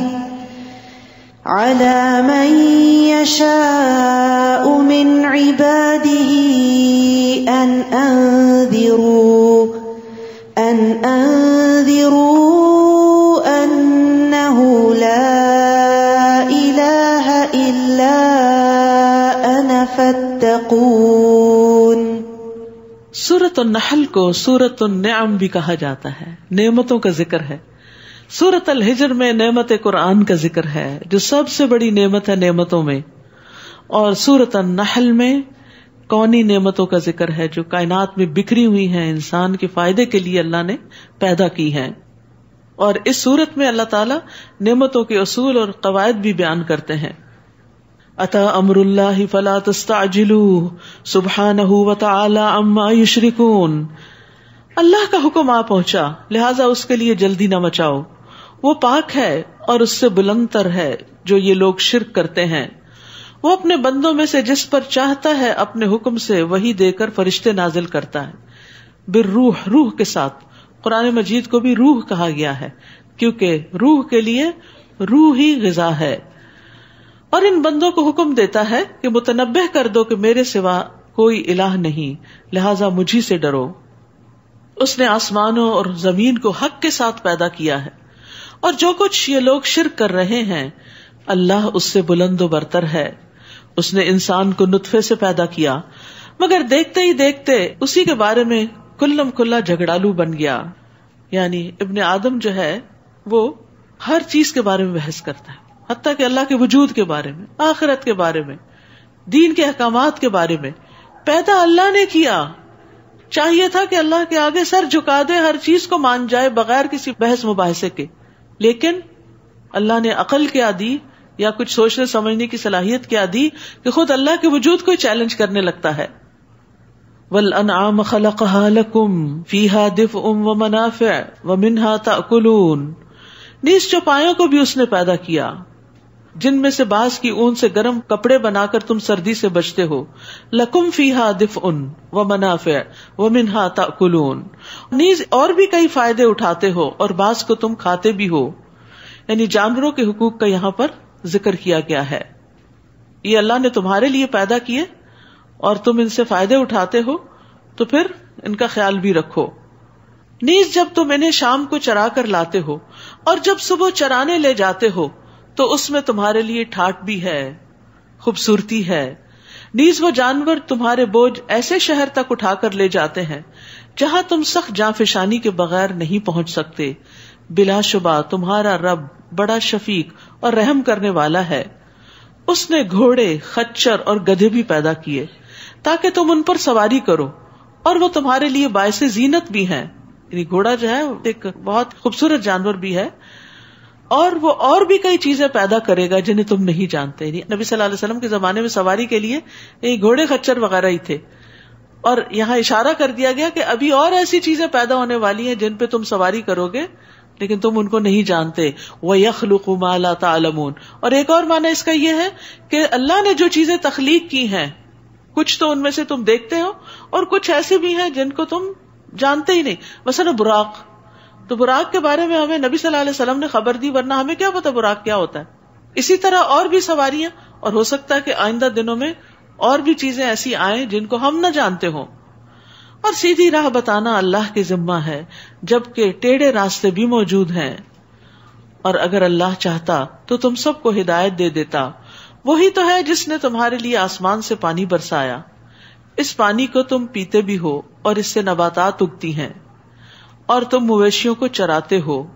وہ اس پانی سے تمہارے لیے کھیتی، زیتون، کھجور، انگور اور ہر طرح کے پھل پیدا کرتا ہے. غور و فکر کرنے والوں کے لیے اس میں ایک بڑی نشانی ہے. اس نے تمہارے لیے رات اور دن کو، نیز سورج اور چاند کو مسخر کر رکھا ہے، اور تمام ستارے اسی کے حکم کے پابند ہیں. بلا شبہ اس میں سوچنے والوں کے لیے کئی نشانیاں ہیں. تو اس میں آپ دیکھیے کہ طرح طرح کے پھلوں کا ذکر جنہوں نے زمین کو سجایا ہوا ہے اور فائدے کے بھی ہیں، اور پھر آسمان کی سجاوٹ اور زینت اور ستاروں کا ذکر ہے. تو یاد رکھیے ستارے زینت کے لیے ہیں، راہ دکھانے کے لیے ہیں، پوجے جانے کے لیے نہیں جیسے قوم ابراہیم پوجتی تھی. اور اسی طرح یہ ہے کہ ستاروں سے اپنی قسمت وابستہ نہیں کرنی چاہیے، کیونکہ یہ کسی کو کچھ فائدہ اور نقصان نہیں دے سکتے. اسی طرح ستاروں کی کوئی تاثیر بھی تسلیم نہیں کرنی چاہیے. یاد رکھیے علم نجوم جادو کی ایک قسم ہے. نبی صلی اللہ علیہ وسلم نے فرمایا جس نے علم نجوم حاصل کیا، یعنی قسمتوں کا حال معلوم کرنے کے لیے ستاروں کو جانا پرکھا، اس نے جادو کا ایک حصہ سیکھ لیا. جتنا زیادہ سیکھے گا اتنا ہی زیادہ جادو میں مبتلا ہوگا. تو اس لیے نجومی کا پیشہ اختیار کرنا بھی درست نہیں، جو جگہ جگہ بیٹھ جاتے ہیں اور لوگوں کو ان کی قسمت کا حال بتاتے ہیں اور پھر کہتے ہیں کہ تمہارا ستارہ گردش میں ہے. نعوذ باللہ، وہ تو ہر وقت ہی گردش میں ہو، کہیں رکے ہوئے تھوڑی ہیں. تو پھر انسان کو تو کبھی چین ہی نہ آئے. نیز اس نے تمہارے لیے زمین میں رنگ برنگ کی کئی چیزیں پیدا کی. کلرز کا ہونا بھی قابل توجہ ہے. اس میں بھی ان لوگوں کے لیے نشانی ہے جو سبق حاصل کرتے ہیں. وہی تو ہے جس نے سمندر کو تمہارے اختیار میں کر دیا. سبحان اللہ, اتنا ہیوج, اتنا بڑا کہ زمین کے 3 حصوں کو ڈھانپے ہوئے. وہ اگر بفر جائے تو ایک جو باقی بچا ہوا اس پہ بھی چھا جائے, لیکن اللہ نے اس کو کنٹرول میں رکھا. اور اس چیز کا مشاہدہ آپ اس وقت کرتے ہیں جب آپ سی سائڈ پہ جاتے ہیں اور جب دیکھتے ہیں کہ لہریں اٹھتی ہیں اور پھر ساحل پہ آ کے سرنڈر کر دیتی ہیں, جھک جاتی, واپس چلی جاتی, اس سے آگے نہیں آتی. حالانکہ بعض اوقات بہت اونچی اونچی لہریں اٹھتی کہ وہ شہر کو بھی اپنی لپیٹ میں لے لیں, لیکن اللہ کے حکم سے وہ پیچھے ہی رہتی ہیں کہ انسانوں کے لیے سامان زیست کا انتظام رہے. وہی تو ہے جس نے سمندر کو تمہارے اختیار میں کر دیا تاکہ اس میں سے تم تر و تازہ گوشت کھاؤ, ورنہ فشنگ کیسے ہو سکتی اگر اس کی لہریں آؤٹ آف کنٹرول ہوتی. اور اس سے وہ زیور نکالو جو تم پہنتے ہو. تو زیور پہننا منع نہیں ہے, ہاں حلال سے آیا ہو اور ایک حد کے اندر پہنا جائے. اور تم دیکھتے ہو کہ کشتی سمندر کا پانی چیرتی ہوئی چلتی ہے. کبھی آپ کسی لانچ پہ بیٹھے ہیں جب سمندر کے بیچ میں جاتے ہیں تو کس طرح پیچھے باقاعدہ پانی 2 حصوں میں سپلٹ ہوتا ہوا نظر آتا ہے. اور اس لیے بھی کہ تم اللہ کا فضل تلاش کرو اور اس کا شکر ادا کرو. یعنی سمندر تمہارے لیے بنایا, مچھلیاں تمہارے لیے پیدا کی, زیورات سب نکالو, محنت کرو, کماؤ, حاصل کرو, لیکن جائز طریقے سے, اور پھر خرچ بھی جائز طریقے سے کرو, اور ان میں کھو کے نہ رہ جاؤ. یہ ہے اصل مسئلہ. اور پھر یہ کہ کشتیوں کے چلنا بھی اللہ کی قدرت کی ایک علامت ہے کہ کس طرح ایک سوئی سمندر میں ڈوب جاتی ہے اور پہاڑ جتنے جو شپس ہوتے ہیں وہ پانی کی سطح پر آرام سے تیرتے ہوئے چلے جا رہے ہوتے ہیں. نیز اس نے زمین کو ہچکولوں سے بچانے کے لیے اس میں مضبوط پہاڑ رکھ دیے تاکہ تمہیں لے کر ہچکولے نہ کھائے, ورنہ تو ہر وقت ہی زلزلہ آیا ہوا ہوتا, کچھ کام نہ کر پاتے. اور نہریں بھی بنائی اور راستے بھی تاکہ تم آتے جاتے وقت راہ پا سکو. یعنی کچھ انسان نے روڈز بنائی ہیں, لیکن کچھ جو ہے وہ بالکل قدرتی راستے ہیں. پہلے زمانے میں روڈز بنائی نہیں جاتی تھی, لوگ انہی قدرتی راستوں پر چل کر ایک جگہ سے دوسری جگہ جاتے تھے. اس نے زمین میں راستہ بتانے والی علامتیں رکھ دی اور تاروں سے بھی لوگ ہدایت پاتے ہیں, لیکن کچھ لوگ بھٹک بھی جاتے ہیں. وہ تاروں کو اپنی قسمت کا حال معلوم کرنے کا ذریعہ بنا لیتے ہیں, جبکہ اللہ نے ان کو کچھ اور مقاصد کے لیے پیدا کیا ہے. اب ذرا سوچو, کیا وہ اللہ جو یہ سب چیزیں پیدا کرتا ہے اس جیسا ہو سکتا ہے جو کچھ بھی پیدا نہیں کر سکتا؟ خالق اور غیر خالق برابر نہیں ہو سکتے. پھر بھی تمہیں سمجھ نہیں آتی. جو لوگ اللہ کو نہیں مانتے وہ سوچیں کہ یہ سب کچھ کس نے بنایا, خود سے تو نہیں بن سکتا. اور جب کوئی چیز بنتی ہے تو وہ کسی مٹیریل سے بنتی ہے, تو وہ مٹیریل کہاں سے آیا؟ مثلاً اگر آپ یہ کہیں کہ آسمان خود ہی بن گیا, چلو مان لیتے ہیں, کس چیز سے بنا؟ جس چیز سے بنا وہ کہاں سے آئی؟ اس کو کس نے بنایا؟ اسی طرح زمین پہ جو چیزیں ہیں ان کو کس نے بنایا؟ ہم تو کہتے ہیں اللہ نے بنایا, اللہ نے یہ سب کچھ پیدا کیا, کن کہہ کے پیدا کیا, یا سٹیجز میں پیدا کیا, بتدریج پیدا کیا. لیکن یہ کہنا کہ یہ خود سے خود ہی سب کچھ وجود میں آ گیا, تو سب خود سے خود وجود میں نہیں آ سکتا. اسلام اس چیز کا جواب دیتا کہ اللہ خالق کل شیء وہو علی کل شیء وکیل. اللہ ہی ہر چیز کا خالق ہے اور وہ ہر چیز پر نگران بھی ہے. وَإِن تَعُدُّوا نِعْمَةَ اللَّهِ لَا تُحْصُوهَا إِنَّ اللَّهَ لَغَفُورٌ رَحِيمٌ. اور اگر تم اللہ کی نعمتیں گننا چاہو تو کبھی ان کا حساب نہ رکھ سکو گے. بلا شبہ اللہ معاف کرنے والا, رحم کرنے والا ہے. تو اللہ سبحانہ تعالیٰ اس صورت میں بہت سی نشانیوں کا ذکر کریں گے کائنات کی, تاکہ لوگ اللہ کو پہچانیں اور اس کی وحدانیت کا اقرار کریں.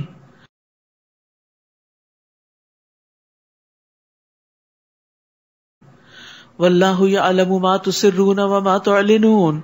اور جو کچھ تم چھپاتے ہو یا ظاہر کرتے ہو اللہ سب کچھ جانتا ہے. اور اللہ کے سوا جنہیں یہ لوگ پکارتے ہیں وہ کوئی چیز کیا خاک پیدا کریں گے؟ وہ تو خود پیدا کیے گئے, یعنی وہ کچھ بھی پیدا نہیں کر سکتے, وہ تو پیدا کیے گئے ہیں. جو پیدا کیا جاتا ہے وہ آگے کیا کر سکتا ہے؟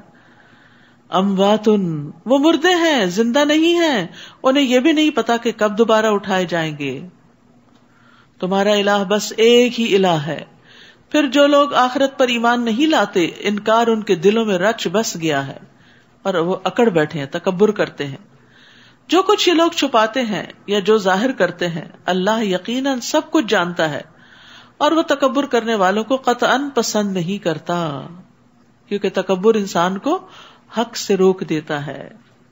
اور جب ان سے پوچھا جائے کہ تمہارے رب نے کیا نازل کیا تو کہتے ہیں بس پہلے لوگوں کی داستانیں ہی ہیں، یعنی اللہ کا انکار کرنے والے یا اللہ کے ساتھ شریک ٹھہرانے والے اللہ کی قدر نہیں کرتے، اس کا حق ادا نہیں کرتے، اور نہ وہ اس کلام کی قدر پہچانتے ہیں۔ قرآن کی قدر و قیمت وہی پہچانتا ہے جو قرآن کے بھیجنے والے پر ایمان رکھتا ہے۔ تو یہ ایمان ہی کی لذت اور چاشنی ہوتی ہے جو انسان پھر اللہ ہی کے حکم سے دیگر چیزوں پر ایمان لا کر محسوس کرتا ہے۔ اور یہ اس لیے کہتے ہیں کہ قیامت کے دن اپنے بوجھ تو پورے کے پورے اٹھائیں، اور کچھ ان لوگوں کے بھی جنہیں وہ بغیر علم کے گمراہ کرتے رہے، دیکھو کیسا برا بوجھ ہے جو وہ اٹھائیں گے۔ ان سے پہلے بھی لوگ حق کے خلاف چالیں چلتے رہے ہیں، پھر اللہ نے ان کے مکر کی عمارت کو بنیادوں سے اکھاڑ پھینکا اور اوپر سے چھت بھی ان پر گرا دی، اور انہیں عذاب ایسی جگہ سے آیا جہاں سے ان کا وہم و گمان بھی نہ تھا۔ ثم یوم القیامت یخزیہم، پھر قیامت کے دن اللہ انہیں رسوا کرے گا، یعنی دنیا میں بھی کیا اور آخرت میں بھی کرے گا، اور پوچھے گا وہ میرے شریک کہاں ہیں جن کے بارے میں تم اہل حق سے جھگڑا کیا کرتے تھے۔ اور جن لوگوں کو دنیا میں علم دیا گیا وہ کہیں گے آج کافروں کے لیے رسوائی اور بدبختی ہے۔ الذین تتوفاہم الملائکۃ ظالمی انفسہم، وہ کافر جو اپنے آپ پر ظلم کر رہے ہوتے ہیں، جب فرشتے ان کی روح قبض کرنے آتے ہیں تو ہتھیار ڈال دیتے ہیں اور کہتے ہیں ہم کوئی برے کام تو نہیں کرتے تھے۔ فرشتے کہیں گے کیوں نہیں کر رہے تھے، جو کچھ تم کر رہے تھے اللہ یقیناً اسے خوب جانتا ہے۔ فادخلوا ابواب جہنم خالدین فیہا فلبئس مثوی المتکبرین، اب جہنم کے دروازوں سے اس میں داخل ہو جاؤ، تم ہمیشہ اس میں رہو گے، غرض تکبر کرنے والوں کا بہت برا ٹھکانہ ہے۔ تو ان آیات سے پتہ چلتا ہے کہ مرنے کے فوراً بعد ہی روح پہ عذاب شروع ہو جاتا ہے، کیونکہ وہ کہتے ہیں نا کہ فادخلوا ابواب جہنم، ادھر سے جانیں نکالی، ادھر سے ان کو جہنم میں بھیجا، یعنی جس دن وہ فوت ہوں گے اور ان کی روحیں نکل جائیں گی، ان کی قبروں میں ان کے جسموں کو جہنم کی تپش اور گرم لو پہنچے گی، اور ان کی روحیں جو ہیں وہ جہنم میں پھینکی جائیں گی، سجین میں۔ پھر جب قیامت کا دن آئے گا تو ان کی روحوں کو ان کے جسموں میں داخل کر کے ان کو ہمیشہ ہمیشہ کے لیے پھر جہنم میں چھوڑ دیا جائے گا۔ بس دنیا کی زندگی ہے موج میلہ، مرنے کے بعد جسم اور روح دونوں مصیبت میں الگ الگ، ان دونوں کا آپس میں کنیکشن بھی رہتا ہے، جیسے سورج اور ہمارا کنیکشن۔ سورج کروڑوں میل دور ہے لیکن اس کی شعاعیں ہم پر پڑتی ہیں اور ہم محسوس کرتے ہیں گرمی، سردی، جلن۔ اسی طرح جسم اور روح کتنے بھی دور ہوں ان کا آپس میں اسی طرح کا کنیکشن ہوتا ہے، جو عذاب روح پہ ہو رہا ہوتا ہے وہ جسم محسوس کرتا ہے۔ تو اس لیے مرتے ہی عذاب کی خبر دے دی گئی کہ عذاب میں داخل ہو جاؤ۔ رسول اللہ صلی اللہ علیہ وسلم نے فرمایا اگر وہ گناہگار آدمی ہو یعنی مرنے والا تو فرشتے کہتے ہیں اے خبیث روح نکل جو خبیث جسم میں رہی، قابل مذمت ہو کر اس میں سے نکل، ذلیل ہو کے نکل، کھولتے ہوئے پانی اور کانٹے دار کھانے کی خوشخبری قبول کر لو، یعنی اب تمہارے لیے یہ انجام ہے، اور اس کے علاوہ دیگر انواع و اقسام کے عذاب کی بھی خوشخبری قبول کر لو۔ اس کے سامنے یہ جملے بار بار دہرائے جاتے ہیں یہاں تک کہ اس کی روح نکل جاتی، یعنی موت کے وقت بھی جب جان لی جا رہی ہوتی ہے تو اس کو ڈانٹ پڑ رہی ہوتی ہے اور اس کو آئندہ کے لیے بھی بری خبریں سنائی جا رہی ہوتی، اس وقت حسرتوں کا کیا عالم ہوگا۔ اور یہی بات جب پرہیزگاروں سے پوچھی جاتی ہے کہ تمہارے رب نے کیا نازل کیا تو وہ کہتے ہیں بھلائی ہی بھلائی، یعنی انہیں سارے قرآن کے اندر خیر نظر آتی ہے۔ ایسے لوگ جنہوں نے اچھے کام کیے ان کے لیے اس دنیا میں بھی بھلائی ہے اور آخرت کا گھر تو بہت بہتر ہے، اور تقوی والوں کے لیے کیا ہی اچھا گھر ہے یعنی آخرت کا۔ وَلَنِعْمَ دَارُ الْمُتَّقِينَ، دار المتقین کتنا خوبصورت ہے، کتنا عمدہ ہے۔ تو دنیا کی بھلائی کیا ہے؟ پاکیزہ زندگی، اور آخرت کی بھلائی نعمتوں بھری جنتیں، جنات عدن يدخلونها، دائمی باغات جن میں وہ داخل ہوں گے، ان میں نہریں جاری ہوں گی، اور جو کچھ بھی وہ چاہیں گے انہیں وہاں ملے گا۔ اللہ تعالیٰ پرہیزگاروں کو اسی طرح جزا دیتا ہے۔ انسان کی بہت سی خواہشات ہیں، کہتے ہیں نا کہ ہزاروں خواہشیں ایسی کہ ہر خواہش پہ دم نکلے. بہت نکلے میرے ارمان مگر پھر بھی کم نکلے. تو دنیا میں تو انسان کی بے شمار خواہشات ہیں جو پوری ہو نہیں پاتی. آپ جتنی محنت کر لیں، کوشش کر لیں، طلب کر لیں، لیکن وہ ساری چیزیں نہیں پوری ہوں گی جو آپ حاصل کرنا چاہتے ہیں. لیکن اللہ نے ان خواہشات کے پورا ہونے کی ایک جگہ رکھ دی، دائمی باغات، جنات و عدن، جن میں وہ داخل ہوں گے، ان میں نہریں جاری ہوں گی، اور جو کچھ بھی وہ چاہیں گے انہیں ملے گا. تو اللہ تعالیٰ پرہیزگاروں کو ایسی ہی جزا دیتا ہے. قرآن مجید میں آتا ہے نا، وَلَكُمْ فِيهَا مَا تَشْتَهِي أَنفُسُكُمْ وَلَكُمْ فِيهَا مَا تَدَّعُونَ نُزُلًا مِّن غَفُورٍ رَّحِيمٍ. وہاں تمہارا جو جی چاہے گا تمہیں ملے گا، اور جو کچھ تم مانگو گے تمہارا ہوگا. یہ بخشنے والے مہربان کی طرف سے مہمانی ہوگی. صرف خواہش کرنے پر ہی کھانا سامنے آ جائے گا. حدیث میں آتا ہے کہ جنتی شخص جنت کے پرندوں میں سے ایک پرندہ کھانے کی خواہش کرے گا کہ آج مجھے پرندے کا گوشت کھانا ہے، تو وہ اس کے ہاتھ میں پکا ہوا اور ٹکڑے کیا ہوا آ گرے گا. کسی بھی کام کی وہ خواہش کرے گا تو وہ ہو جائے گا. نبی صلی اللہ علیہ وسلم فرمایا کہ اہل جنت میں سے ایک شخص اپنے رب سے کاشتکاری کی اجازت چاہے گا کہ مجھے فارمنگ کرنی ہے. تو اللہ تعالیٰ اس سے فرمائے گا کیا تو اپنی موجودہ حالت کو خوش نہیں ہے جو ملا ہوا ہے؟ وہ کہے گا کیوں نہیں، لیکن مجھے پسند ہے کہ میں کھیتی باڑی کروں. آپ نے فرمایا پھر وہ بیج کاشت کرے گا، پلک جھپکنے میں وہ اگائے گا، فوراً سیدھا ہوگا اور کاٹنے کے بھی قابل ہو جائے گا. دیکھتے ہی دیکھتے پہاڑ کی طرح انبار لگ جائے گا. تو اللہ تعالیٰ فرمائے گا اے آدم کے بیٹے یہ لے لے، تجھے کوئی چیز سیر نہیں کر سکتی. یعنی سب کچھ بھی مل جائے تو پھر انسان کہتا ہے کہ یہ نہ کروں، یہ نہ ہو جائے. یعنی جو اکٹھا کر چکا ہوتا ہے اس سے انجوائے نہیں کرتا اور خریدنے چل پڑتا ہے. کیا ایسا ہوتا ہے کہ آپ صرف اس وقت گروسری کریں جب سب کچھ ختم ہو جائے؟ الذین تتوفاہم الملائکۃ طیبین، وہ پرہیزگار جو پاک سیرت ہوتے ہیں، فرشتے ان کی روح قبض کرنے آتے ہیں تو کہتے ہیں تم پر سلام ہو، جو اچھے عمل تم کرتے رہے اس کے صلے میں جنت میں داخل ہو جاؤ. اوپر کافر کا انجام بتایا گیا اور یہاں مومن کا انجام بتایا گیا کہ اس کو آ کر پہلے سلام کرتے ہیں. فرشتے خوشخبری دینے کے لیے آئیں یا جان نکالنے کے لیے آئیں تو سلام کرتے ہیں. سلام ہو تم پر جو اچھے عمل تم کرتے رہے اس کے صلے میں جنت میں داخل ہو جاؤ. یعنی جنت میں جانے کے لیے بہرحال اعمال چاہیے، اگرچہ وہ کافی نہیں، باقی اللہ کی رحمت ہو جائے گی، لیکن نیک عمل کے بغیر پھر صرف انسان خوش فہمی میں جیتا ہے. هل ينظرون الا ان تأتيهم الملائکہ، کیا اب یہ لوگ اس بات کا انتظار کر رہے ہیں کہ ان کے پاس فرشتے آئیں یا تیرے رب کا حکم آ جائے؟ ان سے پہلے بھی لوگوں نے یہی کچھ کیا تھا. اللہ نے تو ان پر ظلم نہیں کیا، وہ خود ہی اپنے آپ پر ظلم کر رہے تھے. پھر انہیں اپنے اعمال کے برے نتائج سے دوچار ہونا پڑا، اور جس عذاب کا وہ مذاق اڑایا کرتے تھے اسی نے انہیں گھیر لیا. اور یہ مشرکین کہتے ہیں اگر اللہ چاہتا تو نہ ہم اللہ کے سوا کسی چیز کی عبادت کرتے اور نہ ہمارے آباء و اجداد، نہ ہی ہم اس کے حکم کے بغیر کسی چیز کو حرام قرار دیتے. ان سے پہلے لوگوں نے بھی یہی کچھ کیا تھا. رسولوں پر تو صرف یہی ذمہ داری ہے کہ وہ واضح طور پر پیغام پہنچا دیں.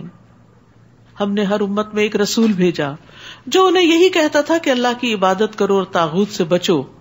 پھر کچھ ایسے لوگ تھے جنہیں اللہ نے ہدایت دے دی اور کچھ ایسے تھے جن پر گمراہی ثابت ہو گئی. سو تم زمین میں چل پھر کر دیکھ لو کہ جھٹلانے والوں کا انجام کیا ہوا. ایسے لوگوں کی ہدایت کے لیے آپ کتنی ہی خواہش کریں، اللہ جسے گمراہ کر دے اسے کوئی ہدایت نہیں دے سکتا اور ان کا کوئی مددگار بھی نہیں. اور وہ اللہ کی پکی قسمیں کھا کر کہتے ہیں کہ جو مر جاتا ہے اللہ اسے دوبارہ نہیں اٹھائے گا. اٹھائے گا کیوں نہیں؟ یہ تو ایسا وعدہ ہے جسے پورا کرنا اللہ کے ذمہ ہے، لیکن اکثر لوگ جانتے نہیں. اللہ نے ہر چیز جوڑا جوڑا پیدا کی ہے. تو زندگی کا جوڑا موت ہے اور موت کا جوڑا زندگی. کنتم امواتن، ہم کیا تھے؟ مردہ. فاحیاکم، ہو گئے زندہ. ثم یمیتکم، پھر ہوں گے مردہ. ثم یحییکم، پھر زندہ ہوں گے. لیکن اس کے بعد کوئی موت نہیں. قیامت کے دن موت کو ذبح کر دیا جائے گا. تو اہل جہنم اتنا روئیں گے کہ اگر وہ مر سکتے غم سے تو مر جاتے، اور اہل جنت بہت خوش ہو جائیں گے کہ اللہ نے ان کی چھوٹی موٹی اطاعت کو قبول کر لیا ہے. یہ اٹھانا اس لیے ضروری ہے کہ اللہ ان پر وہ حقیقت واضح کر دے جس میں یہ اختلاف کر رہے ہیں، اور اس لیے بھی ضروری ہے کہ کافر جان لیں کہ وہی جھوٹے تھے. تو ہم جب کسی چیز کا ارادہ کر لیتے ہیں تو بس اتنا ہی کہہ دیتے ہیں کہ ہو جا تو وہ ہو جاتی ہے.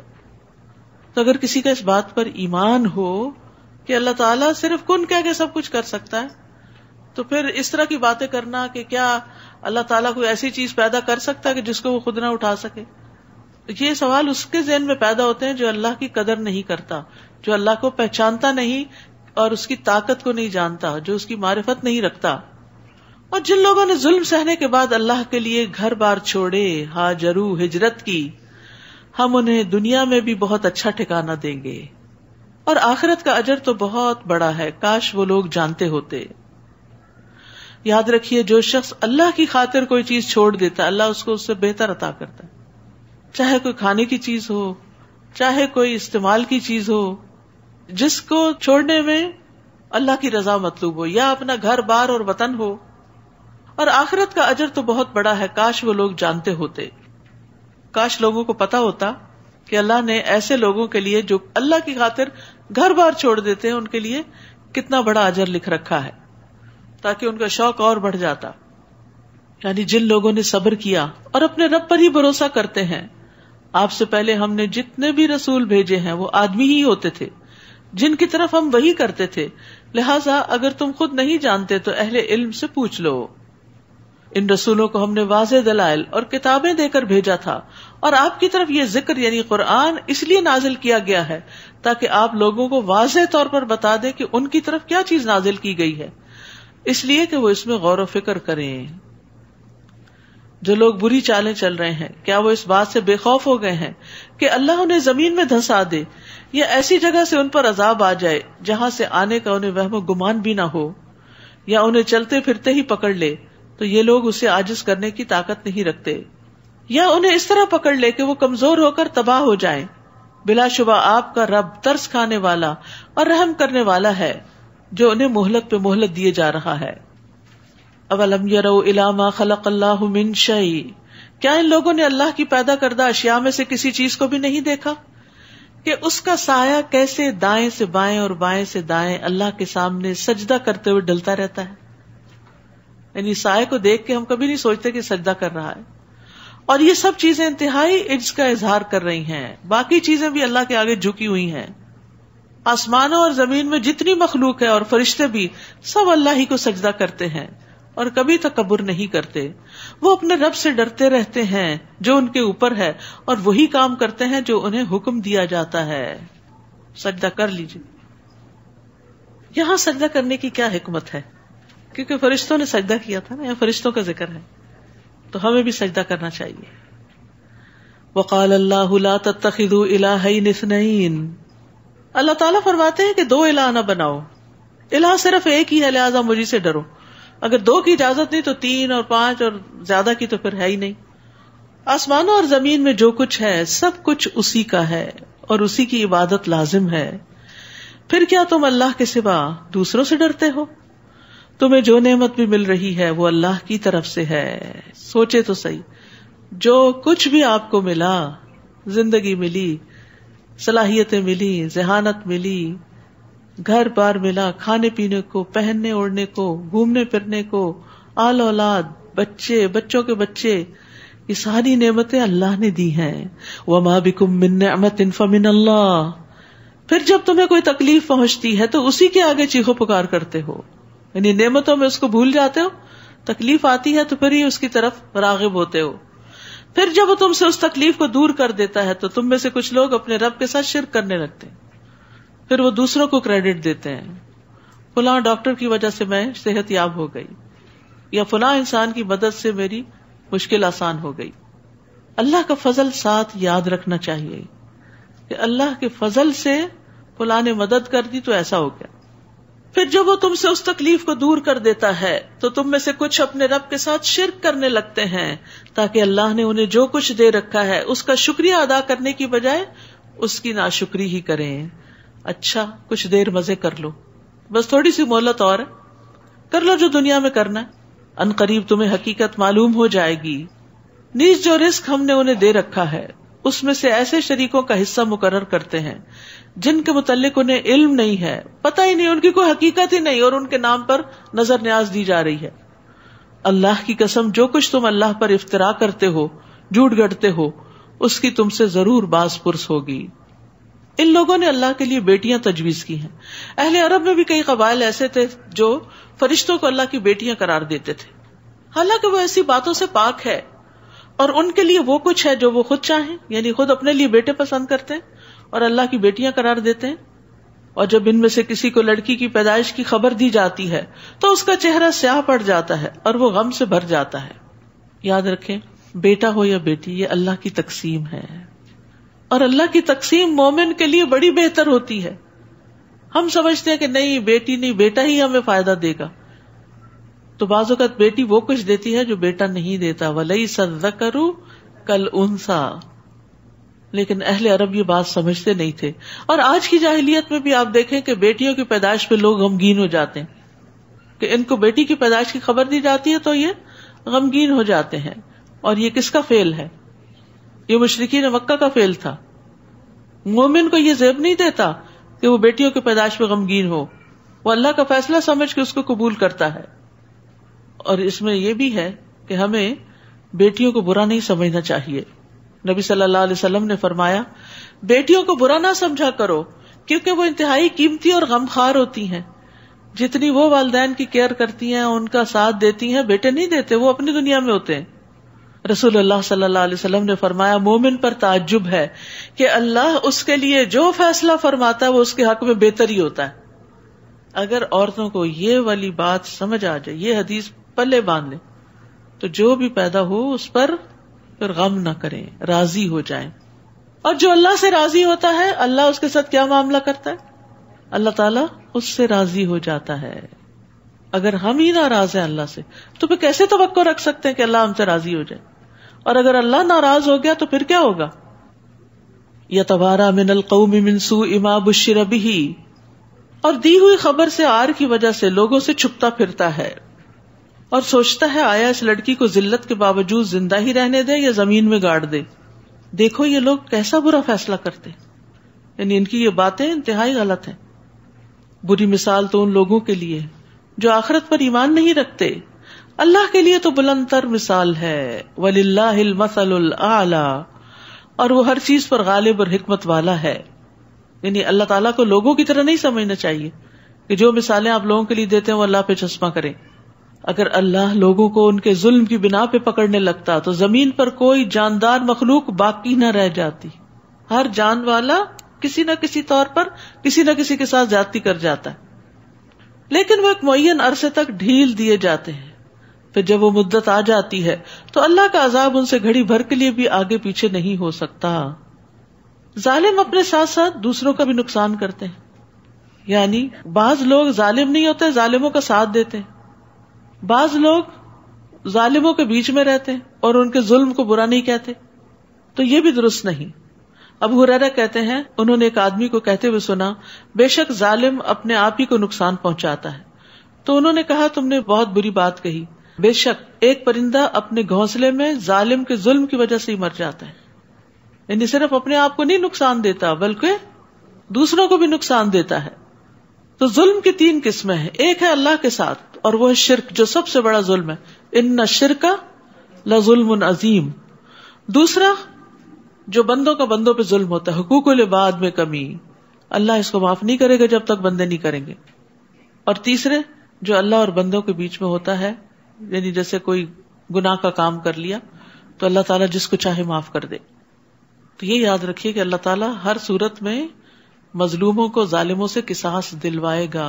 وہ جو کنترا کی بات ہوئی نا پہلے، وہ جگہ ایسی ہے کہ جہاں مومن بھی ایک دوسرے سے اپنے حساب کتاب پورے کر لیں گے، اور میدان حشر میں بھی لوگوں کو جواب دہی کرنی ہوگی اگر کسی پر بھی ظلم کیا، کسی کا بھی حق مارا. یہ لوگ اللہ کے لیے وہ تجویز کرتے ہیں جسے خود ناپسند کرتے ہیں، اور ان کی زبانیں جھوٹ بکتی ہیں کہ ان کے لیے بھلا ہی بھلا ہے. ان کے لیے یقینی چیز تو دوزخ کی آگ ہے اور اس میں یہ سب سے آگے دھکیلے جائیں گے. اللہ کی قسم ہم آپ سے پہلے بہت سی امتوں کی طرف رسول بھیج چکے ہیں، تو یہی ہوتا رہا ہے کہ شیطان انہیں ان کے کرتوت مزین کر کے دکھاتا رہا، اور آج بھی شیطان ہی ان کا دوست بنا ہوا ہے اور انہیں دردناک عذاب ہوگا. تو انسان جس کی اطاعت کرتا ہے وہ اس کا دوست کہلاتا ہے، ولی کہلاتا ہے. ہم نے آپ پر یہ کتاب صرف اس لیے نازل کی کہ جن باتوں میں یہ لوگ اختلاف کر رہے ہیں ان کے بارے میں آپ ان پر واضح کر دیں. نیز یہ کتاب ایمان لانے والوں کے لیے ہدایت اور رحمت بھی ہے، یعنی اختلاف کو ختم کرنے والی بھی ہے اور ہدایت اور رحمت بھی ہے. اور اللہ ہی نے آسمان سے پانی برسایا جس سے زمین کو اس کے مردہ ہونے کے بعد زندہ کیا. بارش، اس میں بھی ان لوگوں کے لیے نشانی ہے جو غور سے سنتے ہیں. بارش کی آواز بھی ہوتی ہے نا. نیز تمہارے لیے چوپایوں میں بھی عبرت کے نشان موجود ہیں. ان کے پیٹوں میں غذا کا فضلہ اور خون موجود ہوتا ہے، تو ان دونوں چیزوں کے درمیان سے ہم تمہیں خالص دودھ پلاتے ہیں جو پینے والوں کے لیے خوشگوار ہوتا ہے. سبحان اللہ. گائے چارہ کھاتی ہے، معدے میں جاتا ہے، اس سے فضلہ بھی بنتا ہے، پیشاب اور گوبر بنتا ہے، اور دوسری طرف خون بنتا ہے. ان دو چیزوں کے بیچ میں خالص دودھ بھی پیدا ہوتا ہے. یہ اللہ کی بہت بڑی قدرت کی نشانی. یہ تقسیم کون کرتا ہے، یہ ڈسٹریبیوشن کون کرتا ہے کہ ہاضمے کے بعد کون سی چیز کس نالی میں جانی چاہیے.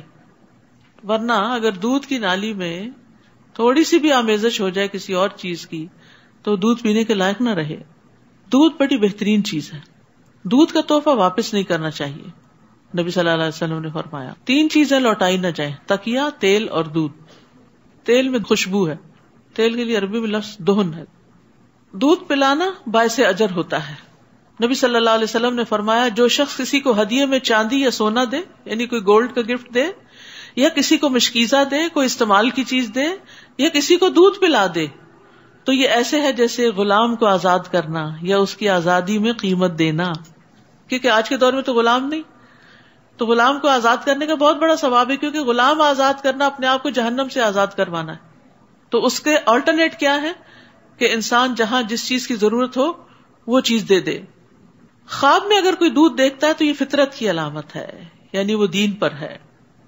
رسول اللہ صلی اللہ علیہ وسلم نے فرمایا میں نے خواب میں اتنا دودھ پیا کہ میں دودھ کی سیرابی دیکھنے لگا جو میرے ناخنوں پر بہ رہی تھی. پھر میں نے پیالہ عمر کو دے دیا. صحابہ نے پوچھا اس کی تعبیر کیا؟ آپ نے فرمایا علم. دودھ پی کر دعا بھی پڑھنی چاہیے. اللہم بارک لنا فیہ وارزقنا خیرا منہ، یا اللہم بارک لنا فیہ وزدنا منہ. کہ اللہ تو ہمارے لیے اس میں برکت عطا فرما اور ہمیں اس سے زیادہ دے. نیز کھجور اور انگور کے پھلوں سے بھی کیا کیا نعمتیں اللہ نے پیدا کی. اور روزے میں تو اب یہ نعمتیں آپ کو بہت اچھی لگ رہی ہوتی. دودھ کا ذکر ہے اور پھلوں کا اور انگوروں کا. اللہ کی خاطر اپنی بھوک پیاس کنٹرول کی ہوئی ہے نا. اللہ بہترین مہمانی کرے گا انشاءاللہ. اللہ ہمیں حوض کوثر سے بھی پلائے اور سلسبیل کے چشموں سے بھی پلائے اور اپنے ہاتھ سے بھی شراب طہور پلائے. وسقاہم ربہم شرابا طہورا. کیونکہ اس پیاس کا مقصد اس کے سوا کچھ نہیں کہ اپنے رب کو راضی کریں. نیز کھجور اور انگور کے پھلوں سے بھی ہم تمہیں ایک مشروب پلاتے ہیں جسے تم نشہ آور بھی بنا لیتے ہو اور عمدہ رزق بھی. عربوں کے یہاں انگور کی شراب بنائی جاتی تھی. اہل دانش کے لیے اس میں بھی ایک نشانی، یعنی اللہ نے اتنا پاک رزق پیدا کیا تم اپنے لیے خراب چیزیں بناتے اس سے. نیز آپ کے رب نے شہد کی مکھی کی طرف وحی کی کہ پہاڑوں میں، درختوں میں اور انگور وغیرہ کی بیلوں میں اپنا گھر بناؤ، چھتا بناؤ.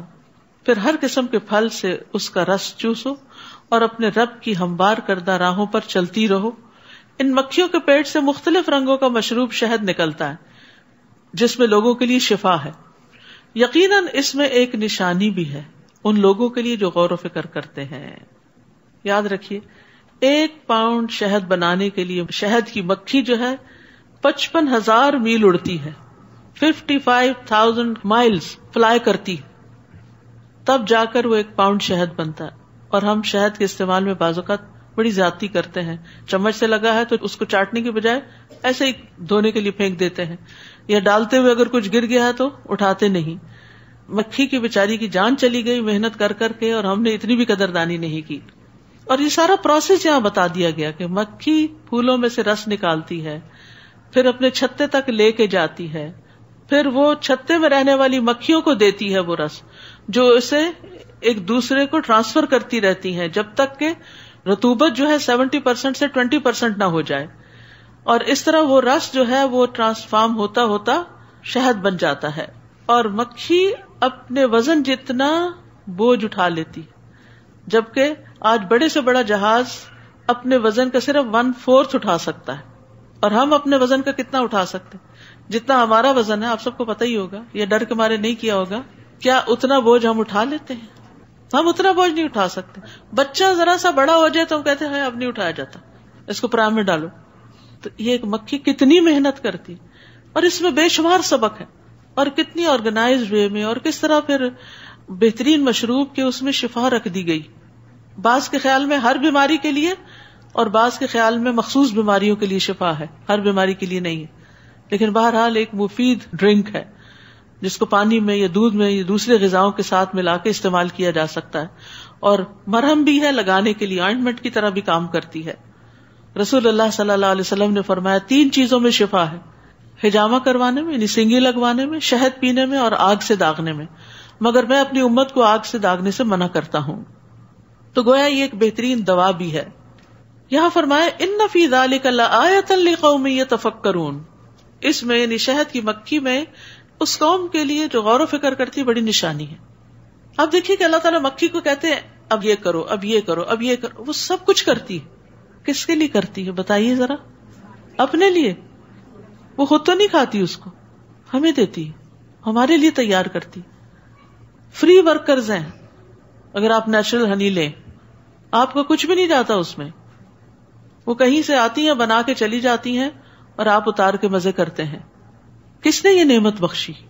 اللہ رب العزت نے. کیا ہم بھی اللہ کے اتنے ہی فرما بردار ہیں؟ اللہ کی اطاعت میں اتنے ہی دوڑے پھر رہے ہیں؟ اور مکھی کی مثال طالب علم کی طرح بھی ہے.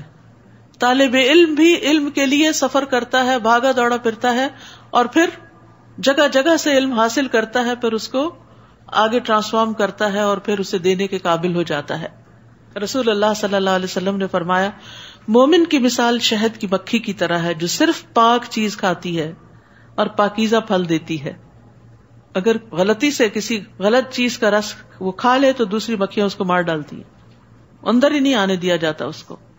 نبی صلی اللہ علیہ وسلم نے فرمایا بے شک مومن کی مثال شہد کی مکھی کی طرح جو پاکیزہ چیز کھاتی ہے، پاکیزہ رس خارج کرتی ہے، یعنی ان پٹ آؤٹ پٹ دونوں پاکیزہ، اور جس پھول پتی پہ بیٹھتی ہے نہ وہ ٹوٹتا نہ وہ خراب ہوتا ہے.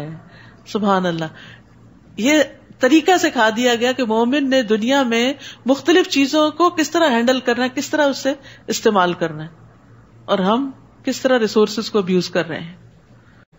واللہ خلقکم ثم یتوفاکم ومنکم من یرد الی ارذل العمر لکی لا یعلم بعد علم شیئا ان اللہ علیم قدیر. اللہ نے تمہیں پیدا کیا، پھر وہی تمہیں موت دیتا ہے.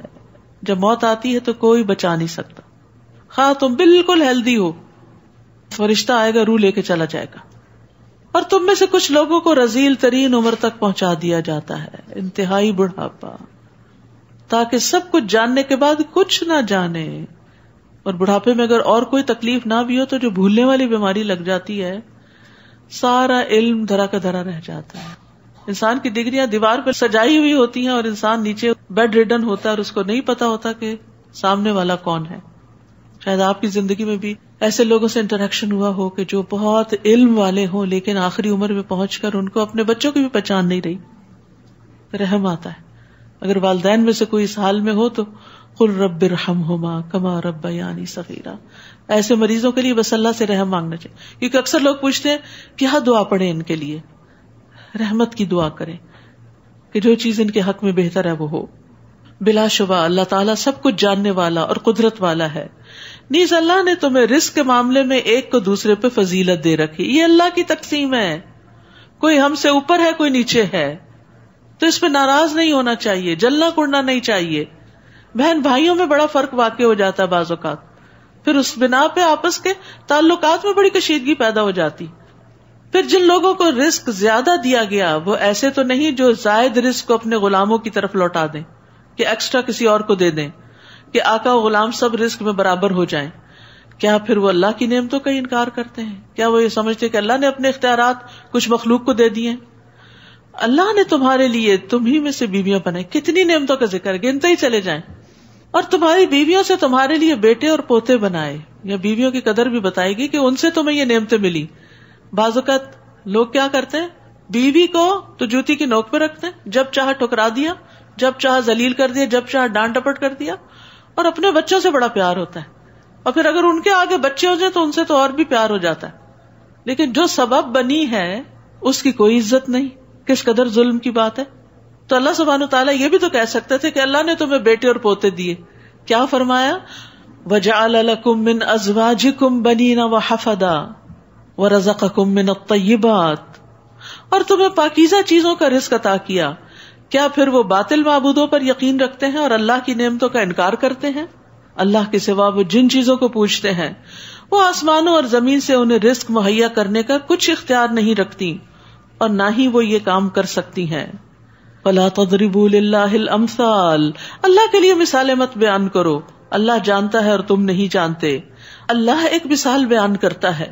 ایک غلام ہے جو خود کسی کی ملکیت ہے، وہ کسی چیز کی قدرت نہیں رکھتا، اور دوسرا وہ ہے جسے ہم نے عمدہ رزق عطا کیا، پھر وہ اس سے خفیہ اور علانیہ ہر طور پر خرچ کرتا ہے.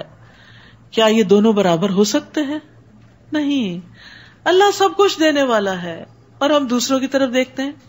سب تعریف اللہ ہی کے لیے ہے، بلکہ اکثر لوگ یہ سیدھی سی بات بھی نہیں جانتے. نیز اللہ ایک اور مثال بیان کرتا ہے. 2 آدمی ہیں جن میں سے ایک گنگا بہرا ہے، کسی بات کی قدرت نہیں رکھتا، کچھ کرنے کے قابل نہیں، وہ اپنے مالک پر بوجھ بنا ہوا ہے. مالک اسے جہاں بھیجتا ہے وہ بھلائی سے نہیں آتا. کیا ایسا شخص اس دوسرے کے برابر ہو سکتا ہے جو انصاف کے ساتھ حکم دیتا ہے اور سیدھی راہ پر گامزن ہے؟ یعنی تم اللہ کو چھوڑ کے جن کے پاس جاتے ہو ان سے کسی خیر کی تمہیں توقع نہیں ہونی چاہیے. ساری خیر صرف اللہ کے ہاتھ میں ہے.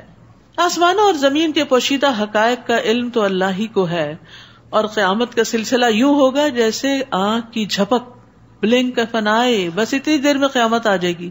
اللہ اکبر. اللہ کی قدرت کا اندازہ ہوتا ہے. یا اس سے بھی جلد تر، آنکھ بلنک کرنے میں بھی ٹائم لگتا ہے. اللہ یقیناً ہر چیز پر قادر ہے. واللہ اخرجکم من بطون امہاتکم، اللہ نے تمہیں تمہاری ماں کے پیٹ سے نکالا اس حال میں کہ تم کچھ نہ جانتے تھے. پھر ماں کا ذکر ہے یہاں، اور کس طرح بچہ ماں کے پیٹ سے باہر آتا ہے جو اس کی زندگی اور موت کا سوال بن جاتا ہے. تو ماں کی قدر کرنی چاہیے. ماں کی اس تکلیف کو اگر انسان یاد کر لے تو اس کی کوئی بات بری نہ لگے. ورنہ ایسا ہوتا ہے نا کہ ہم چھوٹی چھوٹی باتوں پر ماں باپ سے ناراض رہتے ہیں. ایسے کیوں کہہ دیتے ہیں، یہ نصیحت کیوں کر دی، اس چیز سے کیوں روک دیا. نہیں، آج ہم جو دنیا انجوائے کر رہے ہیں، اور اگر نیک کام کر کے اللہ جنت دے اور ہمیشہ کے لیے انجوائے کرے، تو ذریعہ کون بنا تھا دنیا میں لانے کا. اور بعض تو ناخلف ایسے ہوتے جو کہتے کیوں لائے تھے. انتہا درجے کی ناشکری کا کلمہ، انتہا درجے کی ناشکری. اور اسی نے تمہارے کان، آنکھیں اور دل بنائے تاکہ تم اس کا شکر ادا کرو. آنکھوں سے دیکھو نعمت کو تو شکر ادا کرو، سبحان اللہ کو، الحمدللہ کو. کانوں سے سنو، یہ دونوں دل کے دروازے ہیں نا. جو بھی چیز ان 2 ذرائع سے دل پہ اثر کرتی ہے اس پر سب سے پہلے اللہ کا شکر ادا کرو. اللہ ہمیں اس کی توفیق دے. کیونکہ ہوتا یہ ہے کہ جب ہمیں کوئی چیز اچھی لگتی ہے نا، اٹریکٹ کرتی ہے، ہم اسی کی تعریف میں پڑ جاتے ہیں. کوئی پھول اچھا لگے، کوئی انسان اچھا لگے، کوئی کھانا اچھا لگے، بس صرف اس کی تعریف کرتے ہیں. اللہ کا شکر ادا کرنا بھول جاتے ہیں، بسم اللہ پڑھنا بھول جاتے ہیں. یعنی اللہ کا شکر ایک تو الحمدللہ کہہ کے ہوتا ہے، اللہ کو یاد کر کے ہوتا ہے، اللہ کی بڑائی بیان کر کے ہوتا ہے، اور ایک اللہ کا نام لے کر ہوتا ہے اس جگہ پر. اگر کھانے پہ آپ بسم اللہ اور آخر میں الحمدللہ کہہ دیتے تو شکر ادا ہو جاتا ہے. اللہ اس بندے سے راضی ہو جاتا ہے جو پانی کا ایک گھونٹ پیتا ہے اور الحمدللہ کہتا ہے. لیکن کتنی دفعہ ہم بے خیالی میں ایسے پکڑتے ہیں بائیں ہاتھ سے اور کھڑے ہو کے پی کے چل بھائی. سنتوں کی بھی مخالفت کی اور اللہ کو بھی ناراض کیا، اور نہ کوئی بسم اللہ اور نہ کوئی الحمدللہ. تو ان نعمتوں کا تذکرہ کیا جا رہا ہے تاکہ بندہ رب کا شکر گزار ہو، کیونکہ اللہ تعالیٰ شکر گزار بندوں سے محبت کرتا ہے. اور رمضان کا ایک مقصد وَلَعَلَّكُمْ تَشْكُرُونَ بھی ہے. اب جب نعمتوں پہ پابندی لگی ہے نا تھوڑی سی، تو پھر شام کو جب افطار کے وقت پیئیں گے نا تو خود بخود الحمدللہ نکلے گا. پھر یاد آ جاتا ہے. جب نعمتوں کی کثرت ہو جاتی ہے تو غافل ہو جاتے ہیں.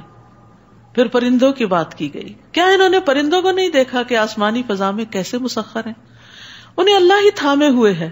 جو لوگ ایمان لاتے ہیں ان کے لیے اس میں بہت سی نشانیاں ہیں. پرندوں پہ غور و فکر کرو. ابو ذر کہتے ہیں کہ ہم نے رسول اللہ صلی اللہ علیہ وسلم کو چھوڑا، لیکن آپ کی زندگی میں جب کوئی پرندہ فضا میں اپنے پر پھڑپڑاتا، آپ اس سے ہمارے لیے کوئی علم کی بات نکال لیتے تھے. اڑتے پرندے سے بھی ہمیں کچھ سکھاتے تھے. یہ ہوتی ہے عبرت کی نگاہ، یہ ہوتی ہے شکر گزاری، یہ ہوتا ہے غور و فکر جس کی ہمیں تلقین کی گئی ہے. جانوروں کی طرح نہیں رہنا دنیا میں کہ آنکھیں کان بند کر کے رکھیں اور صرف خواہشات کی تکمیل پر ہی نظر ہو اور خود غرضی کی زندگی بسر کریں. نعمتوں کو اپریشیٹ کرتے چلے جائیں، احسانات کو مانیں، اللہ کی طرف سے ان کو بھی مانیں اور جو بندوں کی طرف سے ان کو بھی، بندوں کی بھی قدردانی کریں. اور ان پرندوں اور ان جانوروں کی جو خاص طور پہ ہمارے لیے کام کرتے، جیسے شہد کی مکھی. لیکن مکھی دیکھتے ہی ہمارا حال کیا ہوتا ہے، ہم الحمدللہ کہنا بھول جاتے اور دور سے ڈرنے لگتے ہیں کہ ہمیں کاٹے گی. اس سے یہ بھی پتہ چلتا ہے کہ جو چیزیں فائدہ دیتی ہیں کبھی کبھی کاٹ بھی لیتی ہیں. پھر بھی انسان کو شکر گزار ہونا چاہیے اور اس سے شکر کیسے ادا کرے کہ کوئی بات نہیں، اگر اس نے کاٹا تو شاید بھی تو یہ دیتی ہے نا. لیکن ہم تکلیف زیادہ یاد رکھتے ہیں اور دوسرے کی مہربانی کو کم یاد رکھتے ہیں. اللہ نے تمہارے لیے تمہارے گھروں کو جائے سکون بنایا. سبحان اللہ، گھروں کی نعمتیں. انسان چاہے 7 اسٹار ہوٹل میں رہ کے آئے، جو سکون اپنی جھونپڑی میں ملتا ہے وہ کہیں نہیں ملتا. اور چوپایوں کی کھالوں سے تمہارے لیے ایسے گھر یعنی خیمے بنائے جنہیں تم نقل مکانی اور قیام دونوں حالتوں میں ہلکا پاتے ہو. اہل عرب کے یہ گھر ہوتے تھے. اور ان کی اون، پشم اور بالوں سے تمہارے لیے گھر کا سامان اور کچھ مدت کے لیے معیشت بنایا. یعنی جانوروں سے بے شمار فائدے ہیں. نیز اللہ ہی نے تمہارے لیے اپنی مخلوق کی اکثر چیزوں کے سائے بنائے، وہ بھی ایک نعمت ہے. اور پہاڑوں میں کمین گاہیں، چھپنے کی جگہ بنائی. اور تمہارے لیے ایسے لباس بنائے جو تمہیں گرمی سے بچاتے ہیں اور جو لڑائی کے وقت بچاتے ہیں.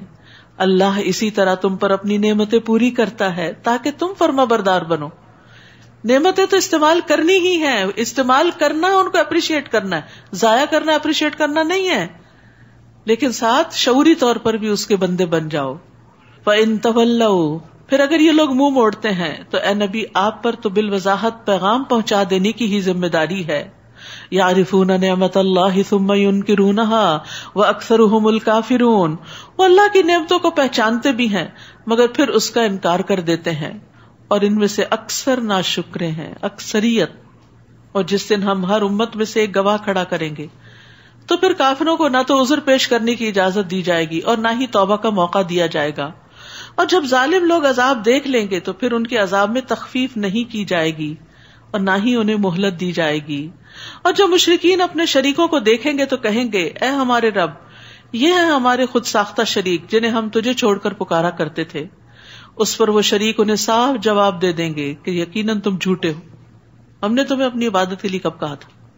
حقیقت یہ ہے کہ یہ جو غیر اللہ کو پوجنا ہے نا، یہ بھی اصل میں اپنی خواہشات ہی کی پوجا ہے کہ جو چیز اٹریکٹ کرے، جو چیز مزین ہو، اس کے پیچھے لگ جائے انسان. یہ دنیا میں جو بہت سے الہوں کا کانسیپٹ ہے وہ کس وجہ سے بنا؟ یا انسان ان سے ڈرا، یا ان سے اس نے کوئی فائدہ حاصل کیا، یا ان سے اس کی کوئی خواہش پوری ہوئی تو وہ اسی کے آگے بچ گیا. جبکہ ان سب کو بھی بنایا تھا رب نے اور رب کو وہ بھول گیا. رب کو بھولنا یہی دراصل بہت بڑی ناشکری ہے. اس دن وہ اللہ کے حضور اپنی فرما برداری پیش کریں گے. قیامت کے دن کہیں گے اب ہم فرما بردار بنتے ہیں، اور جو کچھ افطرا پردازیاں وہ کرتے تھے سب کچھ انہیں بھول جائے گا. یہ وہ لوگ ہوں گے جنہوں نے کفر کیا اور اللہ کی راہ سے روکتے رہے. ہم ان کے عذاب پر مزید عذاب کا اضافہ کرتے جائیں گے اس لیے کہ وہ فساد مچایا کرتے تھے. اور جس دن ہم ہر امت میں سے انہی میں سے ایک گواہ کھڑا کریں گے اور ان پر ہم آپ کو گواہ لائیں گے. اور ہم نے آپ پر ایسی کتاب نازل کی ہے جس میں ہر چیز کی وضاحت موجود ہے اور اس میں مسلمانوں کے لیے ہدایت، رحمت اور خوشخبری ہے. تو قیامت کے دن نبی صلی اللہ علیہ وسلم گواہی دیں گے پچھلے تمام انبیاء کی کہ انہوں نے اپنی امتوں کو پیغام پہنچا دیا. آپ کو کیسے پتا چلا؟ وحی کے ذریعے، کیونکہ گواہی علم کی بنا پر دی جاتی ہے. ان اللہ یأمر بالعدل والاحسان وایتاء ذی القربى وینہی عن الفحشاء والمنکر والبغی یعظکم لعلکم تذکرون. اللہ تمہیں عدل، احسان اور قرابت داروں کو امداد دینے کا حکم دیتا ہے اور بے حیائی، برے کام اور سرکشی سے منع کرتا ہے. وہ تمہیں اس لیے نصیحت کرتا ہے کہ تم اسے قبول کر لو اور یاد رکھو. قرآن مجید کی یہ آیت جو ہے یہ بہت جامع آیت ہے. اس کو سب سے جامع آیت قرار دیا گیا جس میں 3 کام کرنے کا حکم ہے اور 3 کام نہ کرنے کا، 3 کاموں سے روکا گیا ہے. سب سے پہلے عدل کا حکم ہے. عدل سے مراد فرائض ادا کرنا ہے، یا عدل سے مراد اعتدال کی زندگی بسر کرنا ہے، اور احسان سے مراد مستحبات کو ادا کرنا ہے، حق سے زیادہ دینا ہے۔ خاص طور پر رشتہ داروں سے احسان کا حکم دیا گیا ہے، کیونکہ انسان برابری کا معاملہ کرنا چاہتا ہے، جیسا کریں گے ویسا ہی بھریں گے، لیکن کرنا کیا چاہیے کہ وہ نہ بھی کریں تو آپ کریں، وہ کم کریں تو آپ زیادہ کریں، وہ بھول جائیں تو آپ یاد رکھیں ان کو، وہ میسج نہ کریں رمضان مبارک کا تو آپ کر دیں۔ رسول اللہ صلی اللہ علیہ وسلم نے فرمایا بلوا ارحامکم ولو بالسلام، اپنے رشتہ داریوں کو تازہ رکھو، گیلا رکھو، خواہ سلام کے ساتھ ہی کیوں نہیں، تو رشتہ داروں کو سلام دعا کرتے رہیں۔ اصل میں جب بہت عرصے تک ہم نہیں کرتے نا، پھر کیا ہوتا ہے، پھر اور شرم آتی ہے، کہیں گے یاد آ گئے ہم، وہ کہتے بھی ہیں اصل میں، تو پھر ہم اس بات کو نہیں سن پاتے کہ ہائے یہ کہیں گے اس لیے ہم اب بھی نہیں کرتے، اور اس طرح دوریاں ہوتی ہی چلی جاتی ہیں، عرصہ گزرتا ہی چلا جاتا ہے۔ تو اس دفعہ ہمت کر لیں، کیونکہ اللہ کی معرفت بندے کو اس قابل بناتی ہے کہ وہ لوگوں کی باتیں سن لے، وہ لوگوں کی باتیں سننے کے قابل ہو جاتا ہے، کیونکہ وہ سمجھتا ہے کہ میرا رب جانتا ہے میں کیا ہوں اور میں کیوں کر رہا ہوں، تو اگر لوگ نہیں سمجھتے تو کیا ہوا۔ تو یہ پہچان یا یہ معرفت جو ہوتی ہے یہ بندے کو بہت اسٹرانگ کر دیتی ہے، وہ چھوٹی چھوٹی باتوں پہ ناراض نہیں ہوتا، کیونکہ بہت ساری چیزیں لوگوں کی مس انڈرسٹینڈنگ کی وجہ سے آپ کے بارے میں اوپینین ہوتے ہیں جس سے آپ اوفینڈ ہوتے ہیں، تو سو وٹ، ہو کیئرس، کرتے رہیں، آپ اپنی طرف سے وہ کریں جو آپ کو کرنا چاہیے۔ کسی کی ایسی بات کی وجہ سے نیکی کا کام چھوڑ نہیں دینا چاہیے، کیونکہ صلہ رحمی سے عمر میں بھی اضافہ ہوتا ہے، رزق میں بھی اضافہ ہوتا ہے۔ اگر یہ دو چیزیں زیادہ چاہیے تو لوگوں کی باتوں کی پرواہ نہ کریں، احسان کا معاملہ کریں۔ نبی صلی اللہ علیہ وسلم نے اپنی بیماری کے آخری ایام میں وصیت جو کی تھی وہ کیا تھی؟ کہا ارحامکم ارحامکم، تمہارے رشتہ دار، یعنی رحم کے رشتوں کو توڑنے سے بچو، بہن بھائیوں کو۔ بعض اوقات ہم انتظار کرتے رہتے ہیں کہ ان کی طرف سے پہل ہو، نہیں، ہمیں فکر ہونی چاہیے پہلے میں آگے ریس میں نکل جاؤں۔ جیسے دوڑ رہے ہوتے ہیں نا، تو اس وقت کتنی آپ ایفرٹ لگاتے ہیں کہ نہیں میں نے آگے نکلنا ہے، میں نے جیتنا ہے۔ تو نیکیوں میں بھی فاستبقوا الخیرات میں بھی یعنی اس بات کا انتظار نہ کرے کہ کوئی کرے گا تو میں بھی کر لوں گا، ریٹرن کر دوں گا جواب، نہیں، پہل کرنے کی سوچیں، جلدی کریں۔ تو ان اللہ یامر بالعدل والاحسان وایتاء ذی القربی، تین چیزیں کرنے کی۔ آپ دیکھیے کہ کتنے سارے کام ہو سکتے تھے نا کرنے والے، لیکن دو جامع باتیں کر کے رشتہ داروں کو دینے کی بات کرتی۔ اور کیا نہیں کرنا؟ فحش باتیں، فحش کلام، فحش عمل اور منکر، گناہ کے کام، بغی، ظلم، سرکشی۔ تو ایتاء ذی القربی کے مقابلے میں سرکشی ہے کہ حقدار کو بھی اس کا حق نہ دیا جائے۔ اور اگر تم نے اللہ سے کوئی عہد کیا ہو تو اس کو پورا کرو، اور اپنی قسموں کو پکا کرنے کے بعد مت توڑو، یعنی اپنی منتیں، نظریں پوری کرو، جبکہ تم اپنے قول و قرار پر اللہ کو ضامن بنا چکے ہو، جو تم کرتے ہو اللہ اسے خوب جانتا ہے۔ اور اس عورت کی طرح نہ ہونا جس نے بڑی محنت سے سوت کاتا پھر خود ہی اسے ٹکڑے ٹکڑے کر ڈالا۔ بعض لوگ کام کر لیتے، غصے میں آتا ہے وہی اٹھا کے پھینک دیتے ہیں، توڑ دیتے ہیں، جلا دیتے ہیں، پھاڑ دیتے ہیں، پھینک دیتے ہیں۔ بعض لوگوں کو کھانا پسند نہیں آتا تو اس کو جا بن میں ڈالتے ہیں۔ غصے کے عجیب عجیب اظہار کرتے ہیں، سن کے انسان حیران ہوتا ہے کہ انسان ہے یا جانور ہیں، کیونکہ جانور بھی ایسا نہیں کرتے۔ تم اپنی قسموں کو باہمی معاملات میں مکر و فریب کا ذریعہ بناتے ہو کہ ایک جماعت دوسری سے ناجائز فائدہ حاصل کرے۔ اللہ تو ان قسموں اور معاہدوں کے ذریعے تمہاری آزمائش کرتا ہے، اور قیامت کے دن تم پر یقیناً اس بات کی وضاحت کر دے گا جس سے تم اختلاف کیا کرتے تھے۔ اور اگر اللہ چاہتا تو تمہیں ایک ہی امت بنا دیتا، لیکن وہ جسے چاہتا ہے گمراہ کرتا ہے اور جسے چاہتا ہے ہدایت دیتا ہے۔ اور جو کچھ تم کرتے رہے اس سے متعلق ضرور تمہاری باز پرس ہوگی۔ نیز تم اپنی قسموں کو باہمی معاملات میں دھوکہ دینے کا ذریعہ نہ بناؤ، یعنی جھوٹی قسم کھا کے ناجائز بینیفٹس مت حاصل کرو، ورنہ تمہارے قدم جم جانے کے بعد پھر سے اکھڑ جائیں گے۔ اور عہد شکنی کی وجہ سے جو تم اللہ کی راہ سے روکتے رہے اس کی پاداش میں تمہیں برا نتیجہ بھگتنا ہوگا، اور آخرت میں تمہارے لیے بہت بڑا عذاب ہوگا۔ اللہ سے کیے ہوئے عہد کو تھوڑی سی قیمت کے عوض مت بیچو، کیونکہ جو کچھ اجر اللہ کے پاس ہے وہ تمہارے لیے بہتر ہے۔ اگر تم جانو جو کچھ تمہارے پاس ہے وہ سب ختم ہو جائے گا، اور جو اللہ کے پاس ہے وہ باقی رہنے والا ہے، اور ہم صبر کرنے والوں کو ان کے اچھے اعمال کے مطابق ضرور ان کا اجر عطا کریں گے۔ سبحان اللہ، دنیا میں جو کچھ ہے جانے والا ہے، اور جو اللہ کے پاس آپ اپنے ہاتھوں سے بھیج رہے ہیں وہ وہاں جمع رہے گا۔ من عمل صالحا من ذکر او انثى وهو مؤمن، جو شخص بھی نیک عمل کرے گا خواہ مرد ہو یا عورت، نو جینڈر ڈسکریمنیشن، بشرطے کہ وہ مومن ہو، ایمان شرط ہے، تو ہم اسے پاکیزہ زندگی بسر کرائیں گے. سبحان اللہ، دنیا میں بھی اچھی زندگی کا وعدہ ہے اور آخرت میں ان کے بہترین اعمال کے مطابق انہیں ان کا اجر عطا کریں گے. یعنی یہ نہیں کہ اگر ہم اللہ کے راستے پہ چلتے ہیں تو دنیا ختم ہی ہو جاتی ہے، نہیں. جو شخص صرف دنیا طلب کرتا ہے تو بعض اوقات دنیا بھی نہیں اس کو ملتی اور آخرت تو ہے نہیں اس کے لیے، لیکن جو آخرت طلب کرتا ہے اللہ اس کو وہ بھی دیتا ہے اور دنیا بھی دے دیتا ہے. تو عقل مند کون ہے؟ جو آخرت طلب کرے، آخرت کو پرائرٹی بنائے. وَإِذَا قَرَأْتَ الْقُرْآنَ فَاسْتَعِذْ بِاللَّهِ مِنَ الشَّيْطَانِ الرَّجِيمِ. پھر جب آپ قرآن پڑھنے لگیں تو شیطان مردود سے اللہ کی پناہ مانگ لیا کریں، یعنی اعوذ باللہ پڑھ کر شروع کیا کریں، تاکہ شیطان قاری پر قرات کو مشتبہ نہ کرے، خلط ملط نہ کر دے، اسے تدبر اور تفکر سے نہ روک دے. اسی طرح نماز میں بھی آ کے وہ وسوسے ڈالتا ہے. انہ لیس لہ سلطان علی الذین آمنوا وعلی ربہم یتوکلون. اس کا ان لوگوں پہ کوئی بس نہیں چلتا جو ایمان لائے اور اپنے رب پہ بھروسہ کر دے. تو اخلاص کے بعد توکل ایسی چیز ہے جو شیطان کے پھندے سے بچاتی ہے انسان کو.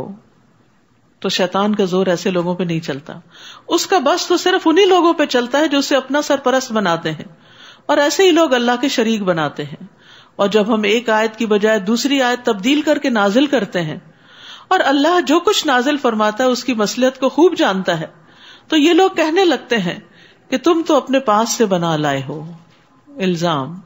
حالانکہ ان میں سے اکثر لوگ حقیقت حال کو نہیں جانتے. آپ ان سے کہیے کہ اس قرآن کو روح القدس نے آپ کے رب کی طرف سے حق کے ساتھ بتدریج نازل کیا ہے تاکہ ایمان لانے والوں کے ایمان کو مضبوط بنا دے اور مسلمانوں کے لیے ہدایت اور بشارت ہے. ہم خوب جانتے ہیں کہ یہ لوگ کہتے ہیں کہ کوئی انسان ہے جو اس نبی کو یہ قرآن سکھا جاتا ہے، حالانکہ جس شخص کی طرف یہ بات منسوب کرتے ہیں وہ اجمی ہے، وہ عربی نہیں، اور یہ قرآن سلیس عربی زبان میں ہے. بلا شبہ جو لوگ اللہ کی آیات پر ایمان نہیں لاتے انہیں وہ کبھی راہ پر نہیں لاتا اور ان کے لیے دردناک عذاب ہے. جھوٹ تو صرف وہی لوگ گھڑتے ہیں جو اللہ کی آیات پر ایمان نہیں لاتے، اور یہی لوگ جھوٹے ہیں.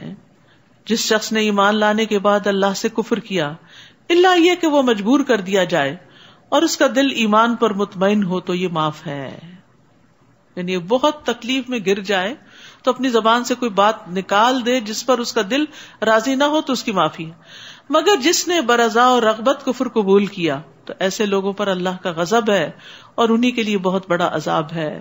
یہ اس لیے کہ انہوں نے آخرت کے مقابلے میں دنیا کی زندگی کو پسند کیا اور اللہ کفر کرنے والوں کو سیدھی راہ نہیں دکھاتا. تو یہ وہ لوگ ہیں جنہوں نے دنیا کی خاطر اپنا دین قربان کر دیا، دین چھوڑ دیا، خواہ مرتد ہو گئے یا دین پر عمل چھوڑ دیا یا اپنے فرائض ادا کرنا چھوڑ دیے. تو یاد رکھیے دنیا کو آخرت پر ترجیح دینا گھاٹے کا موجب ہے، آخرت میں محرومی کا سبب ہے. تو دنیا کی نیت انسان کے عمل کو بھی حقیر کر دیتی ہے. رسول اللہ صلی اللہ علیہ وسلم نے فرمایا، جو شخص اللہ کی راہ میں جہاد کرے اور صرف ایک رسی حاصل کرنے کی نیت کرے کہ میں وہاں جاتا ہوں غنیمت سے کچھ مل جائے گا، تو اس کے لیے وہی ہے جس کی اس نے نیت کی.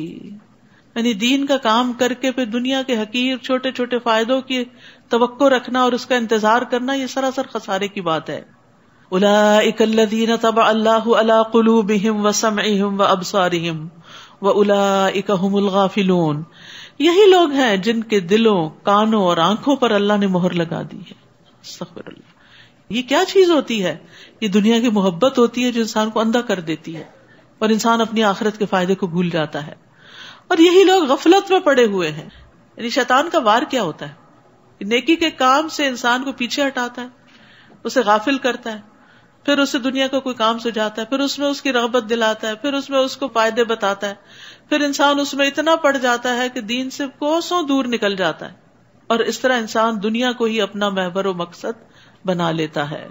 تو ایسے لوگوں کو پھر اللہ کی بات سمجھ نہیں آتی. طبع اللہ علی قلوبہم وسمعہم وابصارہم. نہ کلام الہی سن سکتے ہیں، نہ آیات میں غور کر سکتے ہیں. لا جرم انہم فی الآخرۃ ھم الخاسرون. یقیناً یہی لوگ آخرت میں نقصان اٹھانے والے ہیں. پھر جن لوگوں نے مصائب اٹھانے کے بعد ہجرت کی، پھر جہاد کیا اور صبر کرتے رہے، تو آپ کا رب بلا شبہ ان آزمائشوں کے بعد انہیں معاف کرنے والا اور رحم کرنے والا ہے، یعنی قربانیوں کو قبول کرتا ہے۔ جس دن ہر شخص اپنی بابت جھگڑا ہی کرتا ہوا آئے گا، ہر شخص اپنا دفاع کر رہا ہوگا، میں نے یہ غلطی نہیں کی، میں نے کیوں کی، مجھے کس نے بہکایا، ہر کوئی اپنی طرف سے حجتیں پیش کر رہا ہوگا، اپنے اندر اتنا مشغول ہوگا کہ سب بھول جائیں گے، اور ہر ایک کو ان کے اعمال کا پورا پورا بدلہ دیا جائے گا اور ان پر کچھ ظلم نہ ہوگا۔ اللہ تعالیٰ ایک بستی کی مثال بیان کرتا ہے جو امن اور چین سے رہتی تھی اور ہر طرف سے اس کا رزق بفراغت اسے پہنچ رہا تھا، مکہ کی طرف اشارہ ہے۔ پھر اس نے اللہ کی نعمتوں کی ناشکری کی تو اللہ نے ان کے کرتوتوں کا مزہ یہ چکھایا کہ ان پر بھوک اور خوف کا عذاب مسلط کر دیا۔ ان کے پاس انہی میں سے ایک رسول آ چکا جسے انہوں نے جھٹلا دیا تو عذاب نے انہیں آ لیا اور وہ بے انصاف لوگ تھے۔ بس اللہ نے جو تمہیں حلال اور پاکیزہ رزق دیا ہے وہی کھاؤ اگر تم واقعی اس کی عبادت کرنے والے ہو۔ سبحان اللہ، حلال کھانا بھی عبادت ہے۔ ان کنتم ایاہ تعبدون، اگر تم واقعی اس کی بندگی کرنے والے ہو تو اللہ کی نعمت کا شکر ادا کرو، کھاؤ لیکن شکر ادا کرو۔ اللہ نے جو کچھ تم پہ حرام کیا ہے وہ ہے مردار، خون، خنزیر کا گوشت اور ہر وہ چیز جو اللہ کے علاوہ کسی اور کے نام پر مشتہر کی گئی ہو، یعنی اس پہ اللہ کے علاوہ کسی اور کا نام لیا گیا ہو، بتوں کا نام یا بزرگوں کا نام۔ پھر وہ شخص ان میں سے کوئی چیز کھانے پہ مجبور ہو جائے بشرطے کہ نہ تو وہ شرعی قانون کا باغی ہو اور نہ ضرورت سے زیادہ کھانے والا ہو، تو ایسے شخص کو اللہ معاف کرنے والا اور رحم کرنے والا ہے۔ جو جھوٹ تمہاری زبانوں پر آ جائے اس کی بنا پہ یوں نہ کہا کرو یہ چیز حلال ہے یہ حرام ہے۔ حلال حرام تمہارے کہنے سے نہیں ہوتی کوئی چیز، اس کا اختیار آپ کو نہیں دیا گیا، یہ صرف اللہ اور اس کے رسول کے پاس ہی ہے اتھارٹی کہ تم اللہ پر جھوٹ افطرا گھڑنے لگو۔ جو لوگ اللہ پر جھوٹ افطرا گھڑتے ہیں وہ کبھی فلاح نہیں پاتے۔ متاع قلیل ولہم عذاب علیم، ایسے جھوٹ کا فائدہ تو تھوڑا سا ہے مگر آخرت میں ان کے لیے دردناک عذاب ہے۔ اور یہودیوں پر ہم نے جو کچھ حرام کیا تھا وہ ہم اس سے پہلے آپ کو بیان کر چکے ہیں، ان پر ہم نے ظلم نہیں کیا بلکہ وہ خود ہی اپنے آپ پر ظلم کرتے تھے۔ البتہ جن لوگوں نے لا علمی کی بنا پر کوئی برا کام کیا پھر اس کے بعد توبہ کر لی اور اپنی اصلاح کر لی تو اس کے بعد آپ کا رب یقیناً معاف کرنے والا اور رحم کرنے والا ہے۔ ان ابراہیم کان امۃ قانتا للہ حنیفا ولم یک من المشرکین، ابراہیم علیہ السلام کی تعریف بیان ہو رہی اور وہ ہمارے لیے اسوہ حسنہ ہے۔ بلا شبہ ابراہیم اپنی ذات میں ایک امت تھے، یعنی پوری امت جتنا کام کر دیا انہوں نے، خواہ ان کے فالوورز بہت زیادہ اس وقت نہیں تھے، اللہ کے فرما بردار تھے، قانت دوام اطاعت اور یکسو رہنے والے، اور وہ ہرگز مشرک نہ تھے۔ شاکرا لانعمہ اجتباہ وہداہ الی صراط مستقیم، وہ اللہ کی نعمتوں کے شکر گزار تھے۔ تعریف، اللہ نے انہیں چن لیا اور سیدھی راہ دکھا دی، تو شکر گزار کو اللہ تعالیٰ دنیا میں بھی بھاگ لگاتا ہے۔ وآتیناہ فی الدنیا حسنہ وانہ فی الآخرۃ لمن الصالحین، ہم نے انہیں دنیا میں بھی بھلائی عطا کی اور آخرت میں تو وہ یقیناً صالحین میں سے ہوں گے۔ پھر ہم نے آپ کی طرف وحی کی کہ یکسو رہنے والے ابراہیم کی ملت کی اتباع کرو، اور وہ مشرک نہ تھے۔ تو نبی صلی اللہ علیہ وسلم کو بھی کیا حکم ہے کہ وہ ابراہیم علیہ السلام کی پیروی کریں۔ اور رہا سبت ہفتے کا دن، تو وہ صرف ان لوگوں پر مسلط کیا گیا جنہوں نے اس بارے میں اختلاف کیا تھا۔ آپ کا رب قیامت کے دن یقیناً ان باتوں کا فیصلہ کرے گا جن میں یہ اختلاف کیا کرتے تھے۔ ادع الی سبیل ربک بالحکمۃ والموعظۃ الحسنہ وجادلہم باللتی ہی احسن ان ربک هو اعلم بمن ضل عن سبیلہ وهو اعلم بالمہتدین۔ اے نبی، آپ لوگوں کو اپنے رب کے راستے کی طرف حکمت اور عمدہ نصیحت کے ساتھ دعوت دیجیے۔ یہ دعویٰ کا طریقہ کار بتایا گیا کہ ہر وقت دعویٰ نہیں ہوتا، حکمت ہوتی ہے موقع کی مناسبت سے بات کرنا، اور عمدہ نصیحت جو دوسرے کے دل میں اتر جائے، اور ان سے ایسے طریقے سے مباحثہ کیجیے جو بہترین ہو۔ کبھی آرگومنٹ دلیل دینے کی بھی ضرورت پیش آتی ہے، وہ بھی خوبصورت ہو۔ بلا شبہ آپ کا رب اسے بھی خوب جانتا ہے جو اس کی راہ سے بھٹک چکا ہے، اور وہ سیدھے راستے پر چلنے والوں کو بھی خوب جانتا ہے۔ وَإِنْ عَاقَبْتُمْ فَعَاقِبُوا بِمِثْلِ مَا عُوقِبْتُمْ بِهِ، اور اگر تمہیں بدلہ لینا ہو تو اتنا ہی بدلہ لو جتنی تم پر زیادتی ہوئی، اور اگر برداشت کر جاؤ تو صبر کرنے والوں کے لیے یہی بات بہتر ہے۔ تو یاد رکھیے، برائی کے بدلے میں صبر کرنا مسنون فعل ہے۔ نبی صلی اللہ علیہ وسلم نے فرمایا نصبر ولا نعاقب، ہم صبر کریں گے اور بدلہ نہیں لیں گے. وَاصْبِرْ وَمَا صَبْرُكَ إِلَّا بِاللَّهِ، آپ صبر کیجیے اور آپ کا صبر اللہ ہی کی توفیق سے. صبر اللہ سے مانگنا چاہیے کیونکہ اللہ ہی دیتا ہے. اور ان لوگوں کے متعلق رنجیدہ نہ ہو اور ان کی چال بازیوں پر تنگی محسوس نہ کریں. ان اللہ مع الذین اتقوا والذین هم محسنون، بلا شبہ اللہ ان لوگوں کے ساتھ ہے جو اس سے ڈرتے ہیں اور جو اچھے کام کرتے ہیں. تو یاد رکھیے اللہ کا ساتھ پانے کے لیے تقوی اور احسان کی روش اختیار کریں. وآخر دعوانا ان الحمد للہ رب العالمین. سبحانک اللہم وبحمدک، اشہد ان لا الہ الا انت، استغفرک واتوب الیک. السلام علیکم ورحمۃ اللہ وبرکاتہ.